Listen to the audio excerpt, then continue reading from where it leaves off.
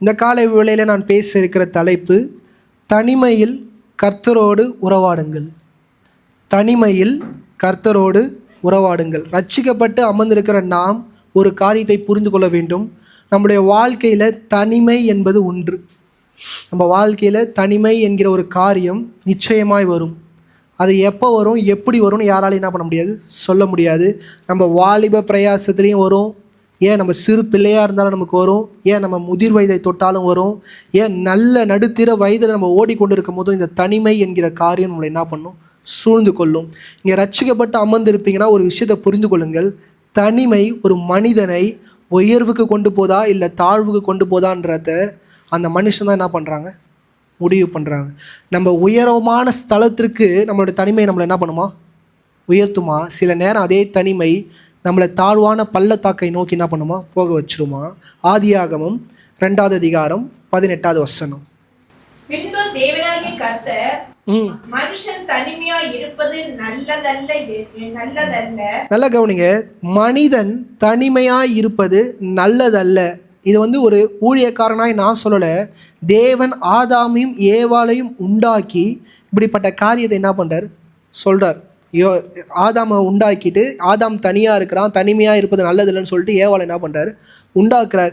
இது தனிமை என்பது கணவன் மனைவி சார்ந்தது மாத்திரம் இல்லை, இது குடும்பத்தை சார்ந்தது. ஒரு குடும்பத்தில் இருக்கிற ஒரு நபர் என்னவாகக்கூடாது, தனிமையாய் இருக்கக்கூடாது. நீங்கள் நினைக்கலாம், என்னை சுற்றி எல்லாருமே இருக்கிறாங்க பாஸ்டர், நான் எல்லாரும் அப்பா அம்மா அண்ணன் தம்பி இப்படி எல்லா உறவுகளும் என்னை சுற்றி இருக்குதுன்றதுனால சில நேரம் நம்ம பிள்ளைகள் நம்ம கேர்லெஸ்ஸாக விட்டுருவோம். நம்மளை சுற்றி இருக்கிற நபர்களை நம்ம என்ன பண்ணுவோம், ஃப்ரீயாக விட்டுருவோம்.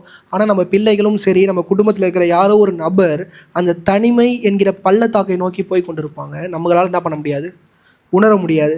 சில நேரம் நம்மளை தனிமையாக பீப்புளை செப்பரேட் பண்ணுற காரியம் எதுன்னு பார்த்தீங்கன்னா மொபைல் ஃபோன். அநேக நேரம் நம்ம பிள்ளைகள் என்ன பண்ணுறாங்க, ஃபோன் எடுத்துகிட்டு தனியாக போயிடுறாங்க. நீங்கள் நினைக்கிறீங்க நம்ம பிள்ளைகள் ஃபோன் யூஸ் பண்ணி கொண்டிருக்கிறாங்க, இல்லை, அவங்க தனிமைக்கு போகிறாங்க. என்னத்துக்கு போகிறாங்க, தனிமைக்கு போகிறாங்க. தகப்பன் தாய் இல்லை இந்த உறவு அன்பு இது எல்லாத்தையும் விட்டு அவங்க என்ன பண்ணுறாங்க, தூர போகிறாங்க. ஏன் நம்ம அதிக நேரம் மொபைல் ஃபோன் யூஸ் பண்ணுறோன்னா கொஞ்சம் கவனமாக இருங்க. இந்த உலகத்தை விட்டு நமக்கு தேவன் உண்டாக்கின உறவுகளை விட்டு நம்ம என்ன பண்ணுறோம், தள்ளி போகிறோம். நமக்கு எது சந்தோஷமாக இருக்கும்னா இந்த மொபைல் ஃபோன் யூஸ் பண்ணுறது ரொம்ப சந்தோஷமாக இருக்கும். முற்காலத்தை காட்டிலும் இந்த காலத்தில் பார்த்திங்கன்னா எல்லாருமே சிறு பிள்ளைகள்லேருந்து பிறந்த குழந்தையிலேருந்து சாக போகிற தாத்தா பாட்டி கூட எதில் சந்தோஷமாக இருக்கிறாங்க, மொபைல் ஃபோனில் சந்தோஷமாக இருக்கிறாங்க. இன்றைக்கி கேளுங்க, நீங்கள் தனிமை பண்ணப்படும் போது, உறவுகள்லேருந்து பிரிந்து நீங்கள் தனிமையாக இருக்கும்போது பாவம் உங்ககிட்ட வருமா? எது வருமா? பாவம் உங்ககிட்ட வருமா? ஆதாமும் ஏவாளையும் தேவனாகிய கர்த்தர் உண்டாக்கி அவங்க 2 பேரையும் மன மகிழ்ச்சியாக இருக்க சொல்லும் போது, ஏவாள் தனியாக இருக்கும் போது, ஆதாம் இல்லாத போது ஏவாள் இடத்துல யார் வரா? பாம்பு ஏவாளிடம் மட்டும்தான் பேசிச்சே தவிர ஆதாம் கிட்ட என்ன பண்ணல, பேசலை. இன்றைக்கி நான் ஏன் இதை உங்களுக்கு சொல்கிறேன்னா, நீங்கள் ஆணாக இருக்கலாம் பெண்ணாக இருக்கலாம், இந்த காலகட்டத்தில் யாராக இருந்தாலும் பிசாசு உங்களுக்கு தெரியும் என்ன பண்ணும், ஒரு தவறான காரியங்களை மொபைல் ஃபோன் மூலிமா நம்ம வாழ்க்கையில் என்ன பண்ணும், உண்டு பண்ணும். இந்த தனிமை என்கிற இடமே மிக மோசமானது. இன்றைக்கி நிறையா பாருங்கள், நிறையா சிறு பிள்ளைகள் சூசைட் பண்ணுறாங்க.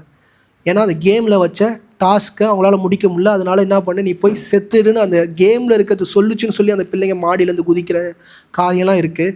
நம்ம என்ன நினைப்போம், நம்ம பிள்ளைக்கு உயர்ந்த ஃபோன் உயர்ந்த காரியங்களை கொடுக்குறோமே தவிர அதில் எவ்வளோ ஆபத்து இருக்குன்றத தகப்பன் தாயாக நம்ம உணரணும். ஏன் கணவன் மனைவியாய் நம்ம கணவன் எவ்வளோ எக்ஸ்ட்ரீம் போகிறாரு, மனைவி எவ்வளோ எக்ஸ்ட்ரீம் போகிறாங்க நம்ம பார்க்க வேண்டியது நம்மளுடைய கடமையாக இருக்குது. ஏன்னா தனிமை மிக மோசமான ஒரு காரியமாக இருக்குது. 1 ராஜாக்கள் 19வது அதிகாரம் 4வது வசனம். அவன் வனாந்தரத்தில் ஒரு நாள் பிரயாணம் போய் ஒரு சூறை செடியின் கீழ் உட்கார்ந்து தான் சாக வேண்டும் என்று கோரி, போதும் கர்த்தாவே, என் ஆத்துமாவை எடுத்துக்கொள்ளும், நான் என் பிதாக்களை பார்க்கிலும் நல்லவன் அல்ல என்று சொல்லி. அநேக நேரம் உங்க தனிமையில பிசாசு என்ன சொல்லுனா, நீ யார் இல்லை, நீங்க வாழ்றதே வேஸ்ட்டு, நீ என்ன பண்ணு, உங்கள் அப்பாவுக்கும் உன்னை பிடிக்கல, உங்கள் அம்மாவுக்கும் உன்னை பிடிக்கல, உங்கள் வீட்டில் எல்லாருமே பார்த்தீங்கன்னா உன் தம்பியோ உன் தங்கச்சியோ இல்லை உன் அக்காவையோ இப்படிப்பட்ட காரியங்களும் உங்களுக்கு மைண்டுக்குள்ளே என்ன பண்ணும், பேசும். சொல்கிற காரியங்களை செவிக்குள்ளே என்ன பண்ணும், அந்த பிசாசு பேசி மரணம் என்கிற இடத்தை நமக்கு முன்பாக என்ன பண்ணும், வைக்கும். அது காரணம் தெரியுமா, தனிமை. இன்றைக்கி நினைக்கலாம், பாஸ்டர் நான் ரட்சிக்கப்பட்ட குடும்பத்தில் இருக்கிறேன், தேவ பிரசனம் தேவ அபிஷேகத்தை பெற்றிருக்கிறேன், நான் ஞானஸ்தானம் எடுத்திருக்கிறேன், தனிமை என்னை பின்தொடருமான்னு கேட்டால் நிச்சயமாக தனிமை என்ன பண்ணும், பின்தொடரும். வேதத்தில் ஒருவரும் இதுக்கு விதிவிலக்கு இல்லை. வேதத்தில் நீங்கள் ஆரம்பத்துலேருந்து முடிவரையும் படிச்சீங்கன்னா எல்லா தேவ மனுஷனும் தனிமைகளை என்ன பண்ணியிருக்கிறாங்க, உணர்ந்திருக்கிறாங்க. நீங்கள் நினைக்கலாம் தாவீதோட வாழ்க்கையில் தாவீதுக்கு மேலே தேவன் வச்ச அந்த அபிஷேகமும் தேவ பிரசனமும் டோட்டலாக வேறு. பைபிளில் யாருமே அப்படிப்பட்ட இடத்துல இல்லை. ஆனால் தாவீதே எந்த இடத்துக்கு போகிறாருன்னா தனிமை என்கிற பள்ளத்தாக்கை நோக்கி என்ன பண்ணுறார், தான் வாழ்க்கையில் ஓடுறாரு. 1 சங்கீதம் 142 3-4. என் ஆவி என்னில் தியக்கும் போது நீர் என் பாதையை அறிந்திருக்கிறீர். நான் நடக்கிற வழியில் மறைவாக எனக்கு கண்ணி வைத்தார்கள். என் வழியில் என்ன பண்ணாங்களா, மறைவாக கண்ணி வைத்தார்கள். வலதுபுறமாய் கண்ணோக்கி பாரும், என்னை அறிவார் ஒருவரும் இல்லை. தாவீது சொல்றான், ஒரு நல்ல குடும்பத்தில் பிறந்தவன், ஆவிக்குரிய குடும்பத்தில் பிறந்தவன், தேவனுடைய அபிஷேகம் மேலே வைக்கப்பட்டவனே அவங்க அப்பாவை என்ன பண்ணிட்டாரு, அவனை நேசிக்க ஆரம்பிச்சிட்டாரு. உறவுலாம் வந்துருச்சு, எல்லாமே கிடைச்சிருச்சு. ஆனால் எல்லாம் கிடைச்ச பிறகும் தாவீது சொல்றா, என்னை விசாரிக்க யாருமே இல்லை. படிங்கம்மா. எனக்கு அடைக்கலம் இல்லாமல் போயிட்டு, எனக்கு என்ன இல்லை, அடைக்கலம் இல்லை, எனக்கு என்ன இல்லை, பாதுகாப்பு இல்லை. நான் என்ன பண்ணப்பட்டேன், தனிமை என்கிற இடத்துக்குள்ளே நான் போயிட்டேன், என்னால் என்ன பண்ணல முடியலன்னு சொல்லிட்டு யார்கிட்ட அவர் புலம்புறாருனா கர்த்தர்கிட்ட என்ன பண்ணுறாரு, புலம்புறாரு. இன்றைக்கி நம்ம எந்த நிலையில் இருந்தாலும் நாம் அணுகுமுறை யார் இடத்துல போய் சேரணும்னா ஆண்டவர்கிட்ட போய் என்ன பண்ணணும், சேரணும். இன்றைக்கி அநேக நேரம் இந்த வாலிப பிள்ளைகள், பெண் பிள்ளைகள், ஆண் பிள்ளைகள் தகப்பன் தாய் அன்பு கிடைக்காத போது தவறான இடத்துல போய் என்ன பண்ணுறாங்க, அன்பை வச்சுக்கிறாங்க. ஃபோனில் மணிக்கணக்காக என் அப்பா என்னை எப்போ பார்த்தாலும் எரிஞ்சு கொட்டுறாரு, ஆனால் என் ஃப்ரெண்டு என் கூட என்ன பேசுகிறான், அன்பாக பேசுகிறான், பாசமாக பேசுகிறான்.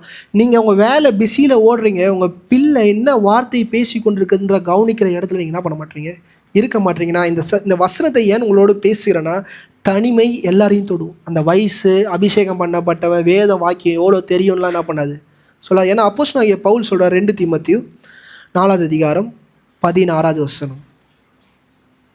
2 தீமோத்தேயு 4 அதிகாரம் 16 வசனம். நான் முதல் விசை உத்தரவு சொல்ல நிற்கையில் ஒருவரும் என்னோடு கூட இருக்கவில்லை.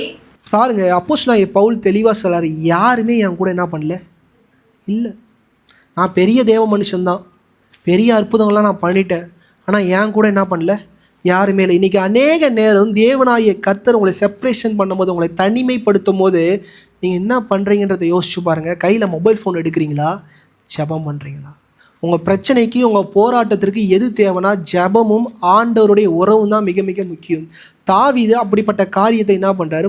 ஏன்னா நீங்கள் நல்லா கவனிச்சு பாருங்கள், சங்கீதம் 27:10. என் தகப்பனும் என் தாயும் என்னை கைவிட்டாலும், நல்லா கவனிங்க, என் தகப்பனும் என் தாயும் என்னை கைவிட்டாலும் கர்த்தர் என்னை சேர்த்துக்கொள்வார். கர்த்தர் என்னை சேர்த்துக்கொள்வார். இன்றைக்கி வாலிப பிள்ளைகளாக இருப்பீங்கன்னா எவ்வளோ பெரிய பிரச்சனையில், போராட்டங்களில், அழுத்தங்களில் போனாலும் கர்த்தர் என்னோடு இருக்கிறார், கர்த்தர் என்ன பண்ணுவார், சேர்த்துக்கொள்வார். சில தவறுகளை பிள்ளைகள், வாலிப பிள்ளைகள் பண்ணிவிட்டு அப்பா அம்மா கிட்ட சொல்ல முடியாமல் என்ன பண்ணிடுறாங்க, பி எ ஃப்ரெண்ட். பிள்ளைங்க கூட எப்படி இருங்க, ஃப்ரெண்டாக இருங்க. நல்ல தகப்பனாய், நல்ல தாயாய் ஒரு உறவை உண்டு பண்ண வேண்டியது மிக மிக அவசியம். இன்றைக்கி அநேக நேரம் சம்பாதிச்சு அநேக காரியங்களை பிள்ளைக்கிட்ட கொடுத்துட்றோம். ஆனால் பிள்ளைக்கு எது தேவைன்னா அன்பு தேவை. இந்த காலில் இந்த சபைக்குள்ளே இருப்பீங்கன்னா நீங்கள் தேடி சம்பாரித்து நீங்கள் கொடுக்குற எல்லாத்தையும் காட்டிலும் எது முக்கியம் உங்கள் பிள்ளைகளுக்கு, அன்பு. தகப்பன் தாயாக இருப்பீங்கன்னா நீங்கள் கொடுக்குற விலையேர்ந்த பொருட்களை காட்டிலும் உங்கள் பிள்ளைகளோடு நீங்கள் அமர்ந்து விளையாடுறீங்க பாருங்கள், சில்லியாக, அது அந்த பிள்ளைகளுக்கு மிக மிக முக்கியம். தாவீது பாருங்கள், தாவீது இப்படிப்பட்ட மன்றாட்டை என்ன பண்ணுறாரு. சங்கீதம் 142 5 வசனம். கர்த்தாவே, உம்மை நோக்கி கூப்பிடுகிறேன், நீரே என் அடைக்கலமும், நீரே என் அடைக்கலமும், ஜீவனுள்ள தேசத்திலே என் பங்குமாய் இருக்கிறீர். ஜீவனுள்ள தேசத்தில் எனக்கு யாரு? நீங்கள் எப்போ தாவீது முழுக்க முழுக்க தன்னுடைய எண்ணங்கள், தன்னுடைய நோக்கங்கள் எல்லாம் கர்த்தர் மேலே நோக்கி அவர் கூப்பிடும் போது, அவருடைய சூழ்நிலைகளில் நீங்கள் நல்லா ஆழமாக போய் படித்து பார்த்தீங்கன்னா தெரியும், அவர் எப்படி இருக்கிறாருன்னா, ஒரு ராஜா முன்னாடி பைத்தியக்கார மாதிரி நடித்து அந்த இடத்தோடு தப்பிச்சு வர்றார். அபிஷேகம் பண்ணப்பட்டவர், தேவ பிரசனம் உள்ள ஒரு மனுஷன் உயிருக்கு பயந்துக்கிட்டு, ஏன்னா ஒரு பக்கம் சவுலுக்கு தெருத்துறான்னு சொல்லிட்டு ஒரு நாட்டுக்குள்ளே போனால் அந்த ராஜாவுக்கு முன்னாடி போய் நிற்கும் போது பைத்தியக்கார மாதிரி என்ன பண்ணுறான். அவனோட வாழ்க்கை கிட்டத்தட்ட அப்படி தான் இருக்குது. அப்படி குகைக்குள்ளே போய் அழுவும் போது இப்படி இந்த வார்த்தையெல்லாம் சொல்லி ஜெபம் பண்ணிட்டு இருக்கும் போது என்ன நடக்குதுன்னா 1 சாமுவேல் 22 1-2. தாவீதும் தாவீதை விட்டு தப்பி அதெல்லாம் இன்னும் கெபிக்கு போனான். அதை அவன் சகோதரரும் அவன் தகப்பன் வீட்டார் அனைவரும் கேட்டு அங்கே அவனிடத்துக்கு போனார்கள். நல்லா கவனிங்க, நீங்கள் ஆண்டவரை தேடும் போது உன் உறவுகள் உன்னை தேடி என்ன பண்ணும்? இன்றைக்கி அநேக பேர் உறவுகளை போட்டு நோண்டுறோம். உறவுகள் என் அப்பாவோட அட்டென்ஷன் கிடைக்கல, என் அம்மாவோட அட்டென்ஷன் கிடைக்கல, கணவனோட அட்டென்ஷன் கிடைக்கல, மனைவியோட அட்டென்ஷன் கிடைக்கல, பிள்ளைகளோட அட்டென்ஷன் கிடைக்கல. அந்த அட்டென்ஷன் கிடைக்கணும்னா நீங்கள் ஜபம் பண்ணி வேதத்தை வாசிச்சாதான் என்ன பண்ணுன்றதே உங்களுக்கு என்ன பண்ணும் புரியும். யார் தேடி வரா? அப்பா என்ன பண்ணுறாரு? தேடி வரார். சபிச்ச நாவு, மதிக்காத சகோதரமார்கள், அவன் கிட்ட போனால் ஜீவனே போயிடும்னு தெரிஞ்சும் அவனை தேடி என்ன பண்ணுறாங்க? வராங்க. அதுக்கு காரணம் தாவீது யாரோடு உறவில் இருந்தானா? தன் தனிமையில் இருக்கும்போது, தான் ஒடுக்கப்படும் போது, தன் வேதனையின் உச்சத்தில் போகும்போது. இன்றைக்கி அநேக நேரம் அழுகுறோம். எங்கே அழுகுறோன்னு தெரியாமல் அழுகுறோம். இன்றைக்கி படுக்கையில் படுத்து அழுதுடுறோம், வேதனை தாங்க முடியாமல் அழுதுடுறோம், மனுஷங்க முன்னாடி சில நேரம் அழுதுடுறோம். ஆனால் நம்ம அழுவ வேண்டிய இடமே அவருடைய சமூகன்றதை என்ன பண்ணிடுறோம்? மறந்துடும். இந்த குகையில் தாவீதோட கண்ணீரை கண்ட தேவன் என்ன அனுப்புகிறாரு? தன் தகப்பனை அனுப்புகிறார். இன்றைக்கி ஆண்டவருக்கு தெரியும் உங்களுக்கு யார் எப்போ வேணும்னு. இன்றைக்கி ரட்சிக்கப்பட்ட நாம் தான் அநேக நேரம் மறந்துடுறோம். இன்றைக்கி தனிமையில் 2 நபர் தன் வாழ்க்கையில் செய்த காரியத்தை நான் உங்களோடு பேச போகிறேன். அதில் ஒரு நபர் பெண், அதில் ஒரு நபர் ஆண். இன்றைக்கி நீங்கள் பெண்களாக இருந்தாலும் அது உங்களோட பொருந்தும், நீங்கள் ஆணாக இருந்தாலும் உங்களோட பொருந்தும். நீங்கள் புரிந்து கொள்ளுங்கள், உறவை தேவனாகிய கர்த்தர் எப்படி கட்ட அமைத்தார் என்பதை உணர்ந்தால் மாத்திரம்தான் அடுத்த தலைமுறைகள் சீரமைக்கப்பட்டு தன்னுடைய வாழ்க்கையில் ஒழுங்காக என்ன பண்ணுவாங்க? வாழ்வாங்க. இன்றைக்கி நினைக்கிறோம் நம்ம ஈஸியாக பிள்ளைங்களை வளர்த்துடலாம், பிள்ளைகளை என்ன பண்ணிடலாம், உருவாக்கிடலாம். நம்ம பிள்ளைகளை உருவாக்குறதுக்கு நிறைய என்ன பண்ணுறோம்? ஃபென்சிங் போடுறோம். இன்றைக்கி த டே ஃபென்சிங்கை விட்டு உங்கள் பிள்ளை வெளியே போனோன்னா என்ன ஆக போகிறான்? அதான் கேள்வி. இன்றைக்கி அநேக பாதுகாப்பு நம்ம பிள்ளைகளுக்கு நம்ம போடுவோம். நானும் ஒரு தகப்பனாக என் பிள்ளைக்கு நிறையா பாதுகாப்பு போடுவேன். எங்கள் அம்மா இங்கே அமர்ந்துருக்கிறாங்க, அநேக பாதுகாப்புலாம் எனக்கு போட்டாங்க. ஆனால் அந்த டே அந்த பென்சிங்கை தாண்டி நான் வெளியே போகும்போது நான் எப்படி வாழ போகிறேனோ அதுதான் எங்கள் அம்மாவும் எங்கள் அப்பாவும் எனக்கு போட்ட என்னது? அஸ்திபாரம். இன்றைக்கி நீங்கள் எப்படிப்பட்ட அஸ்திபாரத்தை நீங்கள் போட போகிறீங்கன்னு எனக்கு தெரியல. ஆனால் இப்படிப்பட்ட நபருடைய சாட்சியெலாம் உங்கள் பிள்ளைகள் கேட்டு வாழ்வார்களானால் அவர்கள் என்ன பண்ணுவாங்க? கர்த்தருக்காக நிற்பாங்க. ஏன்னா இன்றைக்கி நான் பேச போகிற எல்லாருமே தகப்பன் தாய் சரியில்லாதவர்கள். யார்? தகப்பன் தாய் சரியில்லாதவர்கள். இன்றைக்கி அநேக நேரம் நீங்கள் சொல்லலாம், பாஸ்டர் எங்கள் அப்பா அம்மா சரியில்லை, எனக்கு ஒன்றுமே கரெக்ட் இல்லை. ஆனால் இங்கே இருக்கிற நபரோட வாழ்க்கையில் நீங்கள் பார்த்தீங்கன்னா கண்ணில் தண்ணி வரும். ஏன் தண்ணி வரும்னா அவங்களோட வாழ்க்கைக்குள்ளே நீங்கள் போனால் மட்டும்தான், அந்த வலியை நீங்கள் உணர்ந்தால் மட்டும்தான் உங்களுக்கு என்ன வரும்? வலி வரும். இல்லைனா ஜஸ்ட் லைக் தட் ஒரு நபருக்கு ஏதோ நடந்துச்சுன்ற மாதிரி நீங்கள் என்ன பண்ணுவீங்க? போவீங்க. இன்றைக்கும் கூட லேயாளை குறித்து நான் உங்களோடு பேச விரும்புகிறேன். இந்த காலை வேளையில் லேயாளை குறித்து என்ன தெரியும்னா, எனக்கு ஒன்று தெரியும், அவங்க இயேசு கிறிஸ்துவோடைய தாயார். நீங்கள் எத்தனை வாட்டி பைபிள் படித்தாலும் இந்த ஒரு இடத்த எல்லாருமே விட்டுருவோம். லேயாள் யார்? லேயாள்ன்ற ஒரு வார்த்தை உங்கள் கண்ணுக்கு வந்தாலே உங்களுக்கு என்ன தெரியும்? அவளுக்கு கண்ணு தெரியாது, கூச்சப்பார்வை, இப்படிப்பட்ட காரியங்கள்லாம் வரும். ஆனால் லேயாள் இயேசு கிறிஸ்துவோடைய தாய். அந்த தாய் ஸ்தானத்தில் வந்தவங்க எல்லாருமே சம்திங் ஸ்பெஷல், சம்திங் யூனிக். பைபிளை நீங்கள் படிக்கும் போது தான் அவங்க கடந்து வந்த பாதைகள், வலிகள், வேதனைகள் உங்களால் என்ன பண்ண முடியும்? புரிஞ்சு கொள்ள முடியும். ஆதியாகமம் 29வது அதிகாரம் 16வது வசனம். லாபானுக்கு 2 குமாரத்திகள் இருந்தார்கள். மூத்தவள் பெயர் லேயாள். மூத்தவள் வந்து யாரா? லேயாள். இளையவள் பேர் ராகேல். இளையவள் பேர் வந்து ராகேல். இப்போ இந்த 2 பேருக்கும் ஒரு டைட்டில் பைபிள் கொடுக்குது. ராகேல் வந்து ரூபவதியா. என்னது? ரூபவதியா. லேயாள் யார்? கூச்ச பார்வை உள்ளவர். பைபிள் எப்படி சொல்லுதுன்னா இப்படி தான் சொல்லுது. இவன் ரொம்ப அழகானவ, இவ கண்ணு தெரியாதவ. இன்றைக்கி இப்படிப்பட்ட ஒரு குடும்பத்தில் 2 பிள்ளைகள் இருக்கிறாங்க. அந்த பிள்ளைகளுக்கு தகப்பன் தாய் உண்டு, சகோதரர்கள் உண்டு. ஆனால் ஒரு பெண் பிள்ளை எப்படிப்பட்டவ? கூச்ச பார்வை, அன்ஃபிட். என்னது? அன்ஃபிட்டான ஒரு பெண்ணு. அவளோட வாழ்க்கை எப்படி இருக்குன்னு யோசிச்சு பாருங்கள். எப்பயுமே இன்றைக்கி நல்லா பிள்ளைகள் பிறந்திருந்தாலே, அக்கா தங்கச்சி இருந்தாலே 2 பேருக்குள்ள என்ன இருக்கும்? அடிச்சுக்கின்னு கம்பாரிசன். நான் பெரியவளா, நீ பெரியவளா, நான் அழகா, நீ அழகா, இப்படிப்பட்ட காரியங்கள் உண்டு. இன்றைக்கி பாருங்கள், பிறக்கும் போது இப்படி ஒரு காரியத்தோடு பிறந்த அந்த பெண்ணோட இருதயம் எப்படி இருக்குன்னு யோசிச்சு பாருங்கள். அந்த பெண்ணுக்கு திருமண காரியத்தை என்ன பண்ணுறாங்க? ஒழுங்கு பண்ணுறாங்க.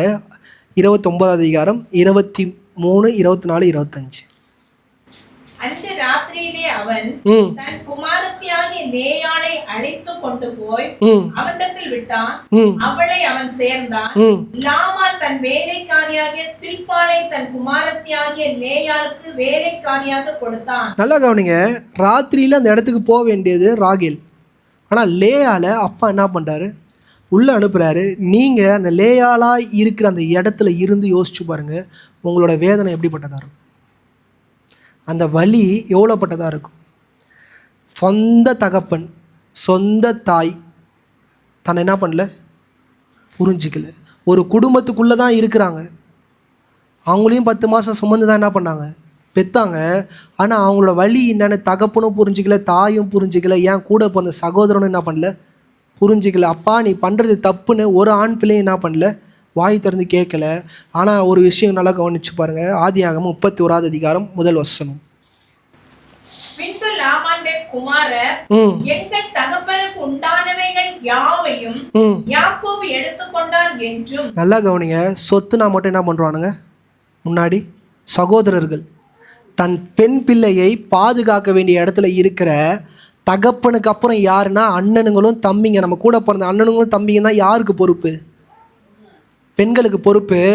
ஆனால் சொத்துனா மட்டும் வாயை திறந்து என்ன பண்ணுறாங்க, கேட்குறாங்க. ஆனால் அன்னைக்கு அவள் கூட பிறந்த சகோதரியை அந்த இழிவான இடத்திற்கு தள்ளும் போது யாருமே என்ன பண்ணல. இந்த ஃப்ளோவில் அந்த அழுத்தத்தில் வருது, இவளுக்கு வாழ்க்கை என்னன்னாலும் என்ன ஆகட்டும், எப்படி போட்டால் என்ன போட்டோம், ஒரு கேவலமான சூழ்நிலையில் என்ன பண்ணுறாங்க, தள்ளி விடுறாங்க. படிங்கம்மா. ஆமாம்மா 24 அதிகாரம் 24-25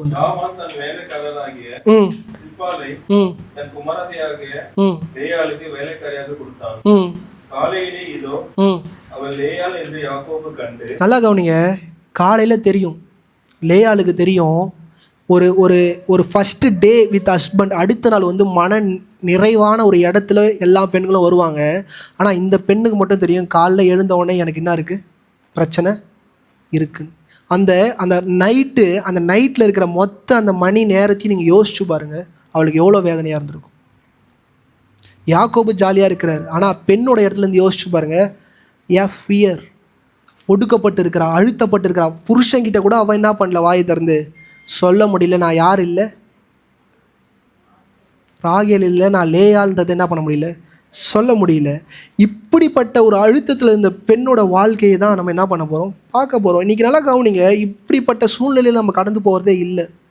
ஆனால் சின்ன சின்ன பிரச்சனைக்கே நம்ம என்ன பண்ணுறோம், சோர்ந்து போயிடும், ஆண்டவர் விட்டு என்ன பண்ணிடுறோம், தூரம் போயிடுறோம். காலையில் எழுந்து யாக்கோபு என்ன பண்ணுறார், வந்து இதுக்கு இதை என்ன பண்ணிட்டேன், ஏமாற்றிட்டேன். நான் இங்கிலீஷில் படிக்கிறதுனால அந்த வார்த்தை யூஸ் பண்ண மன்னிச்சுக்கோங்க, தயவுசெய்து சொல்கிறேன். நல்லா கவனிங்க. வந்து காலையில் எல்லாமே முடிஞ்சுட்டு ஒரு கணவன் மனைவியாக ஒரு வாழ்க்கையை வாழ்ந்துட்டு வெளியே வந்து தன் கணவன் வாயை தந்து நான் இவளை நேசிக்கலை, நான் அவளை தான் நேசிக்கிறேன்னு கேட்கும்போது கூட இருந்த அந்த மனைவியாக இருந்து அவளுக்கு எவ்வளோ வேதனையாக இருக்கும் யோசிச்சு பாருங்கள். 27 அதிகாரம் 28 வசனம் நீங்கள் படிக்கும்போது பாருங்கள். 27 வாசிங்க.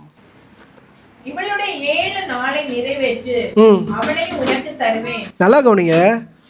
அப்பா கிட்ட வந்து முறையிடுறான், மாமனார் கிட்ட வந்து முறையிடுறான், நீ பண்ணது எனக்கு சரி கிடையாதுன்றான். அவர் என்ன சொல்கிறாரு, 7 நாள் இவளுக்கு உண்டான காரியத்தை நீ பண்ணு, நான் என்ன பண்ணுறேன், இவளையும் உனக்கு தரேன்.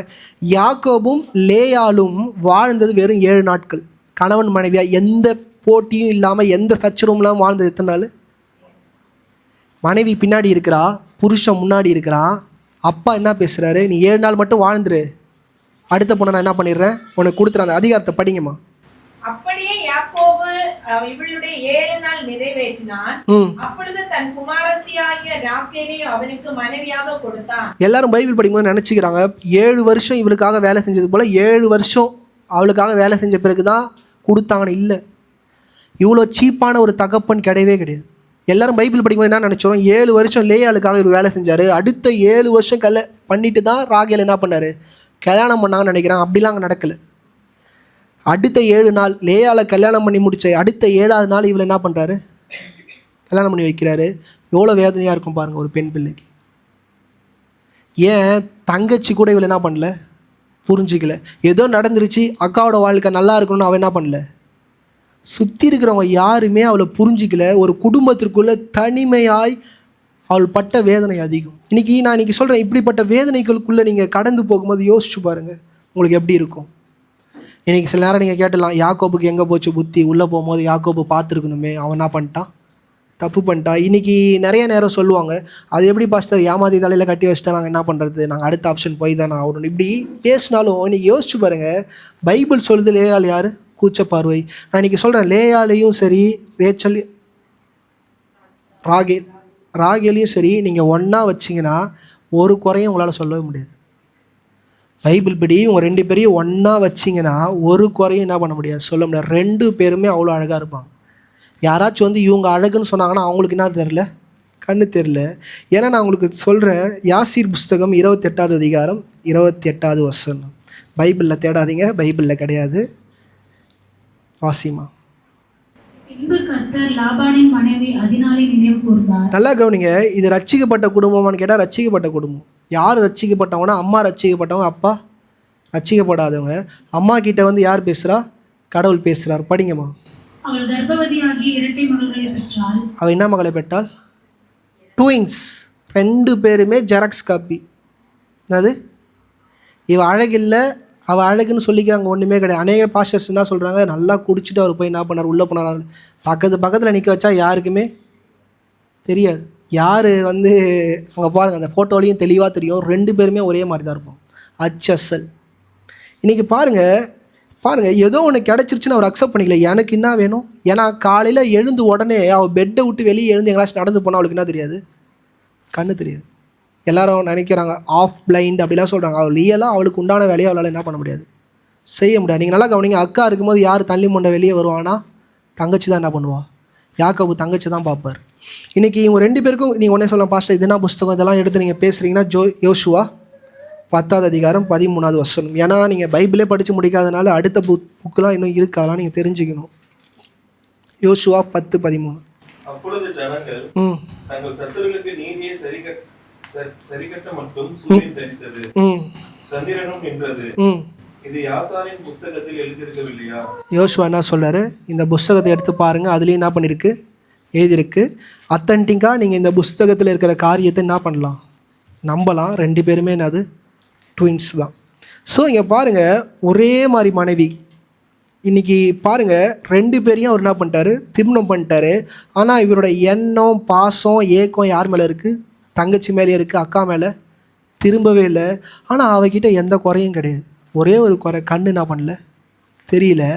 ஆனால் தேவனாகிய கர்த்தர் யாரோடைய இருதயத்தை நோக்கி பார்க்குறாருன்னு பார்த்தீங்கன்னா, லேயாரோட இருதயத்தை என்ன பண்ணுறாரு, நோக்கி பார்க்குறாரு. ஆதியாகமம் 29வது அதிகாரம் 31வது வசனம். புரியுதா? நீங்கள் அற்பமாக என்ன படுறீங்கன்றதை யார் முதல்ல பார்க்கணும், கர்த்தர் பார்க்கணும். இன்றைக்கி அநேக நேரம் நம்ம அற்பமாக என்ன படுறோம், கர்த்தரும் பார்க்குறாரு, ஏன் எதுவுமே செய்ய மாட்டுறாருன்றதுல ஒரு விஷயம் இருக்குது. என்னது, இன்றைக்கி 2 பேருமே ஒரே குடும்பத்தில் பிறந்த பெண். மாப்பிள்ளையோட வீட்டுக்கு வரும்போது யார் விக்கிரகத்தை தூக்கிட்டு வரான்னு பார்த்தீங்கன்னா, யார் அவர் நேசித்தாரோ அந்த பொண்ணு தான் என்ன பண்ணுது. லேயால் சம்திங்ஸ் டிஃப்ரெண்ட். அம்மா மாதிரி ஒரு பொண்ணு, தங்கச்சி அப்பா மாதிரி ஒரு பொண்ணு. இன்றைக்கி நம்ம இருக்கிறோம், தேவையில்லாத காரியங்களை நம்ம சுமந்து கொண்டு வருவோம்னா சில காரியங்கள் இப்படி தான் நம்ம வாழ்க்கையில் என்ன பண்ணோம், நடக்கும். படிங்கம்மா 31 வாசிங்க.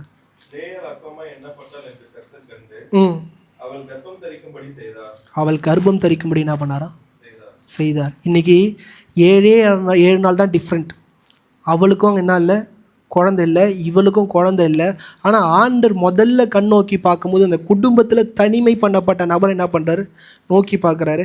இன்றைக்கி லேயாள் இந்த இடத்துல என்ன முடிவானாலும் எடுக்கலாம். என் வாழ்க்கை முடிஞ்சிருச்சு, என் வாழ்க்கை அழிஞ்சிருச்சு, என் புருஷன் என்னை நேசிக்கலை, என் தகப்பன் தாய் என்னை புரிஞ்சிக்கலை, என் சகோதரர்கள் என்னை புரிஞ்சிக்கலன்னு அவள் எந்த முடிவானாலும் எடுத்துருக்கலாம்.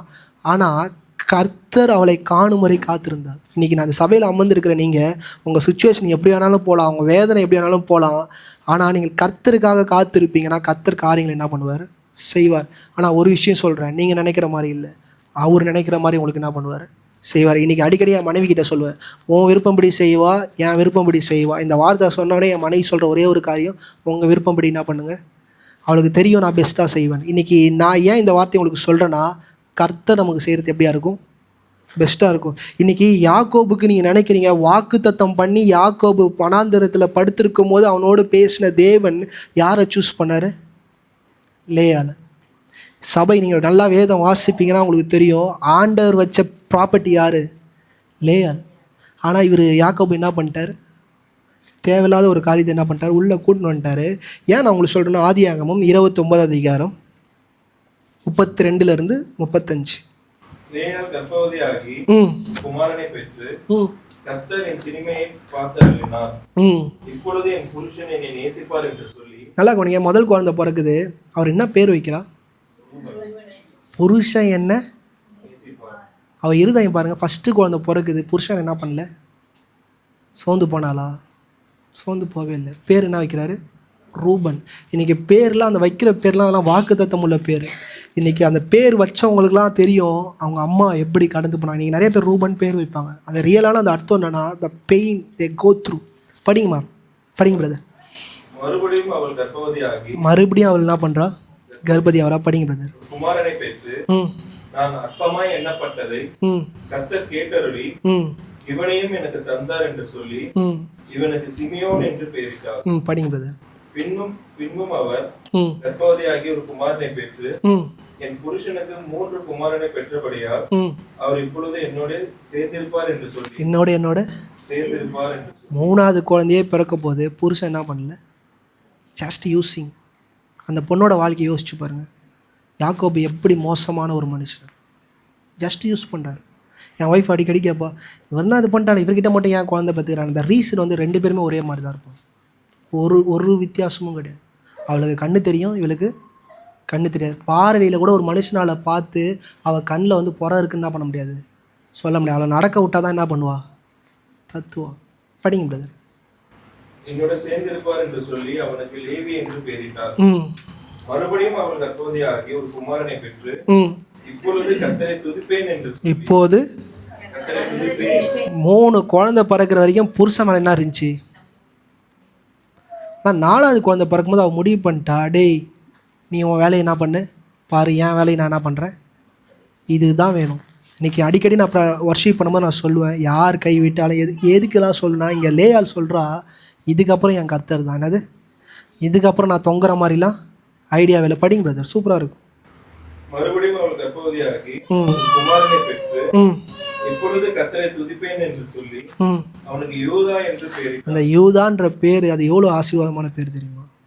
எப்போ கர்த்தரை உயர்த்துற இடத்துல அவள் வந்தாலோ அன்னைக்கு ஆண்டவர் முடிவு பண்ணிட்டாரு, இதில் தான் என் பிள்ளை என்ன பண்ணணும்.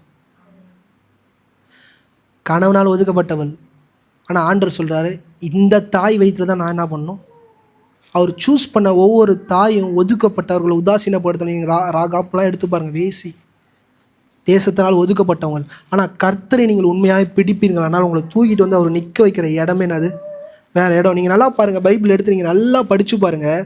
இவளோட சிறுமையை அநேகர் அற்பமாக பார்த்தாலும் யோவான் 9:3 இயேசு பிரதித்திரமாக, அது இவன் செய்த பாவமும் அல்ல, இவனை பெற்றவர்கள் செய்த பாவமும் அல்ல, தேவனுடைய கிரியைகள் இவனிடத்தில் வெளிப்படும் பொருட்டு இப்படி பிறந்தான். நல்லா கவனிங்க.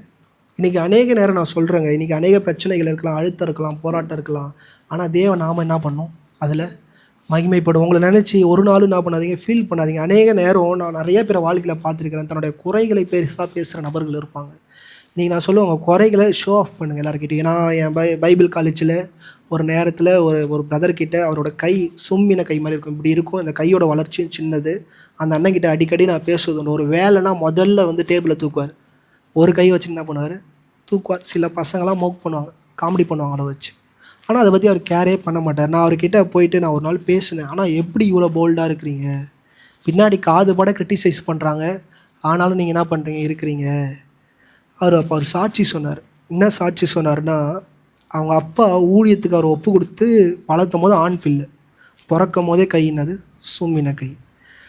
ஆண்டவரை நம்புகிறாரு, ஆண்டவரை விசுவாசிக்கிறார், எல்லாம் பண்ணுறாரு. ஆனால் ஊழியம் செய்ய அவருக்கு நல்ல விருப்பமே இல்லை. ஏன்னா என்னை ஆண்டவர் ஒழுங்காக படைச்சிருந்தாருன்னா நான் அவரோட ஊழியத்தை செய்யலாம். அவர் என்ன பண்ணல, என்னை ஒழுங்காக படைக்கல, நான் ஏன் ஊழியம் செய்யணும்னு சொல்லிட்டு அவங்க அப்பா கூடயும் அவங்க அம்மா கூடயும் ஒரே தர்க்கம் போல்.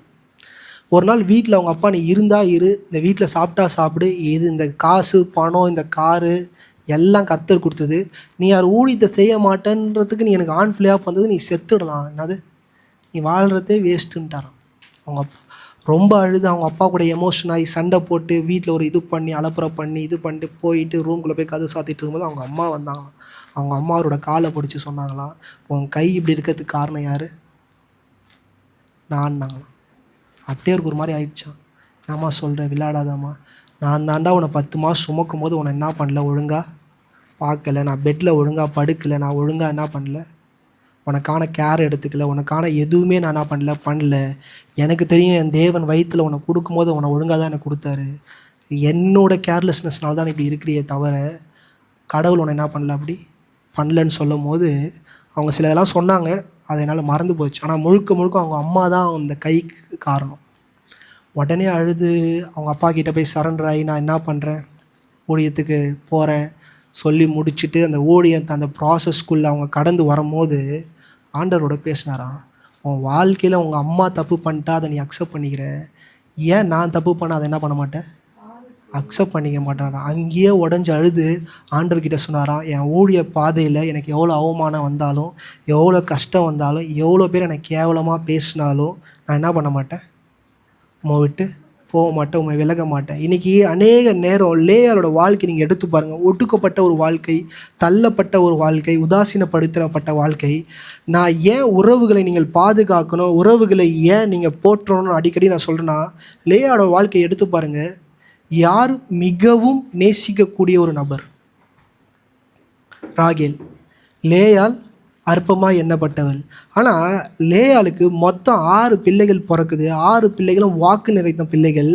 தகப்பனுக்கும் தாய்க்கும் அந்த உறவு இல்லாதது போது அந்த பிள்ளைகள் வளரும் போது எப்படி வளருவாங்கன்னா, தன் தாயை சார்ந்து என்ன பண்ணுவாங்க, மாற ஆரம்பிப்பாங்க. இன்றைக்கி எங்கள் கணவனாக இருப்பீங்கன்னா உங்கள் மனைவியை நீங்கள் நேசிக்கலை, உங்கள் மனைவியை நீங்கள் அற்பமாக தள்ளி விட்டுனே போயிட்டு இருந்தீங்கன்னா உங்கள் பிள்ளைகளை உங்களை என்ன பண்ண மாட்டாங்க, நேசிக்க மாட்டாங்க.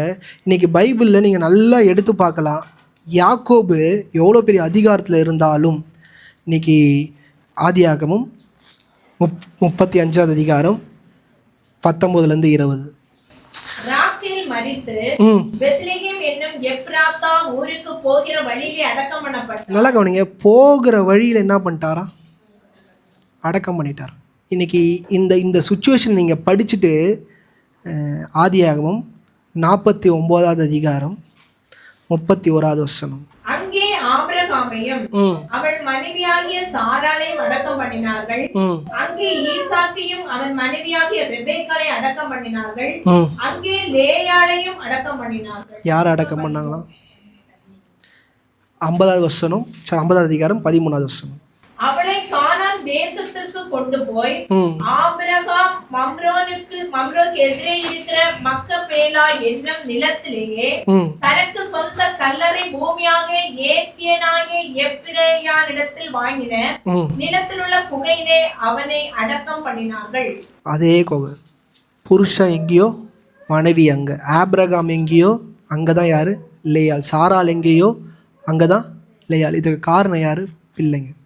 இன்றைக்கி அநேக நேரம் நம்ம உறவுகளுக்குள்ளே நம்ம சரியாக இல்லாமல் போயிட்டோம்னா, உறவுகளுக்குள்ளே நம்ம பார்ஷியாலிட்டி பண்ணோம்னா, என்ன தான் இருந்தாலும் நீங்கள் சொல்லலாம், ராகேலுக்கு யோசேப்பு என்ன பண்ணல, கூட இல்லை. பெஞ்சமின் சின்ன பையன், அதிகாரம் ஃபுல்லாக யார்கிட்ட இருக்குது, லேயாள்கிட்ட இருக்குது. நான் அநேக நேரம் மனைவியை பார்த்து லைட்டாக பயப்படுற ஒரு காரியம் என்ன தெரியுமா, நாளைக்கு மட்டும் ஒரு புள்ள வந்துருச்சுன்னா அவங்களோட வெப்பனை யார், பிள்ளைகள். நல்லா பாருங்கள், அநேக நேரம் பிள்ளைகள் யார் பக்கம் நிற்குன்னா, தாய் பக்கம் தான் என்ன பண்ணோம் இன்றைக்கி. அதுவும் பெண் பிள்ளையாக இருந்தாலும் சரி, ஆண் பிள்ளையாக இருந்தாலும் சரி, யார் பக்கம் ஒதுங்கி நிற்கும்னா அம்மா பக்கம் ஒதுங்கி நின்றுடும். ஏன்னா அந்த அம்மா படுகிற அந்த சிறுமையை கர்த்தர் பார்க்குறது போல் யார் பார்ப்பாங்களாம், பிள்ளைகள் பார்ப்பாங்களாம். என்னதான் நீங்கள் பாருங்கள், தகப்பன் என்னாவோ வேலை செஞ்சு கஷ்டப்பட்டு காசெல்லாம் வீட்டுக்குள்ளே எடுத்துகிட்டு வந்தாலும் அந்த கடைசி காலத்தில் பாருங்கள், அந்த பிள்ளைகள் எல்லாம் நைஸாக ஒதுங்கி அம்மா பக்கத்தில் என்ன பண்ணும், நின்றுடும். தகப்பன் ஃபீல் பண்ணுவாங்க, எல்லோரும் என்னை கை விட்டுட்டாங்க. இது இல்லை, மனைவியை ஒழுங்காக நடத்தலைன்னா பிள்ளைகள் என்ன பண்ணுவாங்க, ஆட்டோமேட்டிக்காக ஓரம் ஒதுங்கி அம்மா பக்கம் நிற்பான். இன்றைக்கி இந்த சபைக்குள்ளே அமர்ந்திருக்கிற நீங்கள் உங்கள் பிள்ளைகளை குறித்து மிக கவனமாக இருங்க. ஏன்னா லேயாளோட வாழ்க்கை ஆசீர்வாதமாக மாறினதுக்கான காரணமே பிள்ளைகள் தான். தான் தனிமையில் இருந்தாலும் அவன் நினச்சது தன் கணவன்கிட்ட, ஆனால் ஆண்டவர் கொடுத்தது என்னது, பிள்ளைகள். அந்த பிள்ளைகள் அவளை எந்த இடத்துல கொண்டு போய் சேர்ந்தாங்கன்னா, சந்ததியாக அடக்கம் பண்ணுகிற இடத்துல கௌரவத்தோடு என்ன பண்ணாங்க, எடுத்துன்னு போய் அடக்கம் பண்ணாங்க. நான் ஏன் இதெல்லாம் உங்களுக்கு சொல்கிறேன்னா, உங்களோட எண்டிங் ரொம்ப முக்கியம். இன்றைக்கி இருக்கிற பலத்தில் அநேக காரியங்கள் ஆடலாம், ஓடலாம், பண்ணலாம். ஆனால் தனிமையில் இருந்த ஒரு தாயால் இப்படிப்பட்ட இடத்துக்கு போய் தன்னை கௌரவப்படுத்தக்கூடிய ஸ்தானத்தில் ஒரு வாழ்க்கையை முடிக்க முடியும்னா லேயாள். உலகமே இழிவாயிருந்துச்சு. தன் கணவன், தன் மனைவி, தன் கணவன், தன் சகோதரர்கள், தன் தாய், தன் தகப்பன் எல்லாருமே தள்ளினாலும், ஆனால் ஆண்டவர் அவங்களை வச்ச இடம் பெரிய இடம். 2வது ஒரு நபரை குறித்து நான் பேச போகிறேன், ஈசாக். இன்றைக்கி அநேக நேரம் இப்படி லேயால் போல் ஒரு குடும்பத்தில் நம்ம மாட்டிக்கிட்டோம், லேயால் போல் ஒரு குறையில் நம்ம மாட்டிக்கிட்டோன்னா நம்ம நினைக்கிறது அந்த குடும்பத்தில் பிறந்தா நான் என்னவாக இருப்பேன், நல்லா இருப்பேன். இந்த குடும்பத்தில் பிறந்தனால தான் நான் என்ன கஷ்டப்படுறேன். இந்த தகப்பன் எங்கள் அப்பா இப்படிப்பட்டவராக இருக்கிறதுனால, எங்கள் அம்மா இப்படிப்பட்டவராக இருக்கிறதுனால தான் நான் என்ன பண்ணுறேன், கஷ்டப்படுறேன். எனக்கும் ஒரு நல்ல குடும்பத்தில் பிறந்தா என்ன பண்ணுவேன், நல்லா இருப்பேன். ஒரு பொண்ணு என்கிட்ட சொல்லிச்சு, உங்களுக்கு நான் பிள்ளையாக பிறந்தா என்னவாக இருப்பேன், சந்தோஷமாக இருப்பேன். எனக்கு சிரிப்பே வந்துச்சுன்னா, அது எனக்கு பிள்ளையா, எனக்கு இருக்கிறதே தத்துனோன்ற பிள்ளை இல்லை, நீங்கள் எனக்கு அப்பாவாக இருந்தால் என்ன பண்ணுவீங்க, நல்லா பார்த்துப்பீங்க. அநேக நேரம் சில பேர் நினைக்கிறது உண்டு, இந்த பாஸ்டருக்கு நம்ம பிள்ளையாக இருந்தால் என்னவாக இருக்கலாம், இல்லை இந்த பாஸ்டர் எனக்கு கணவராக இருந்தால், இப்படி அநேக காரியங்கள் தோணும்.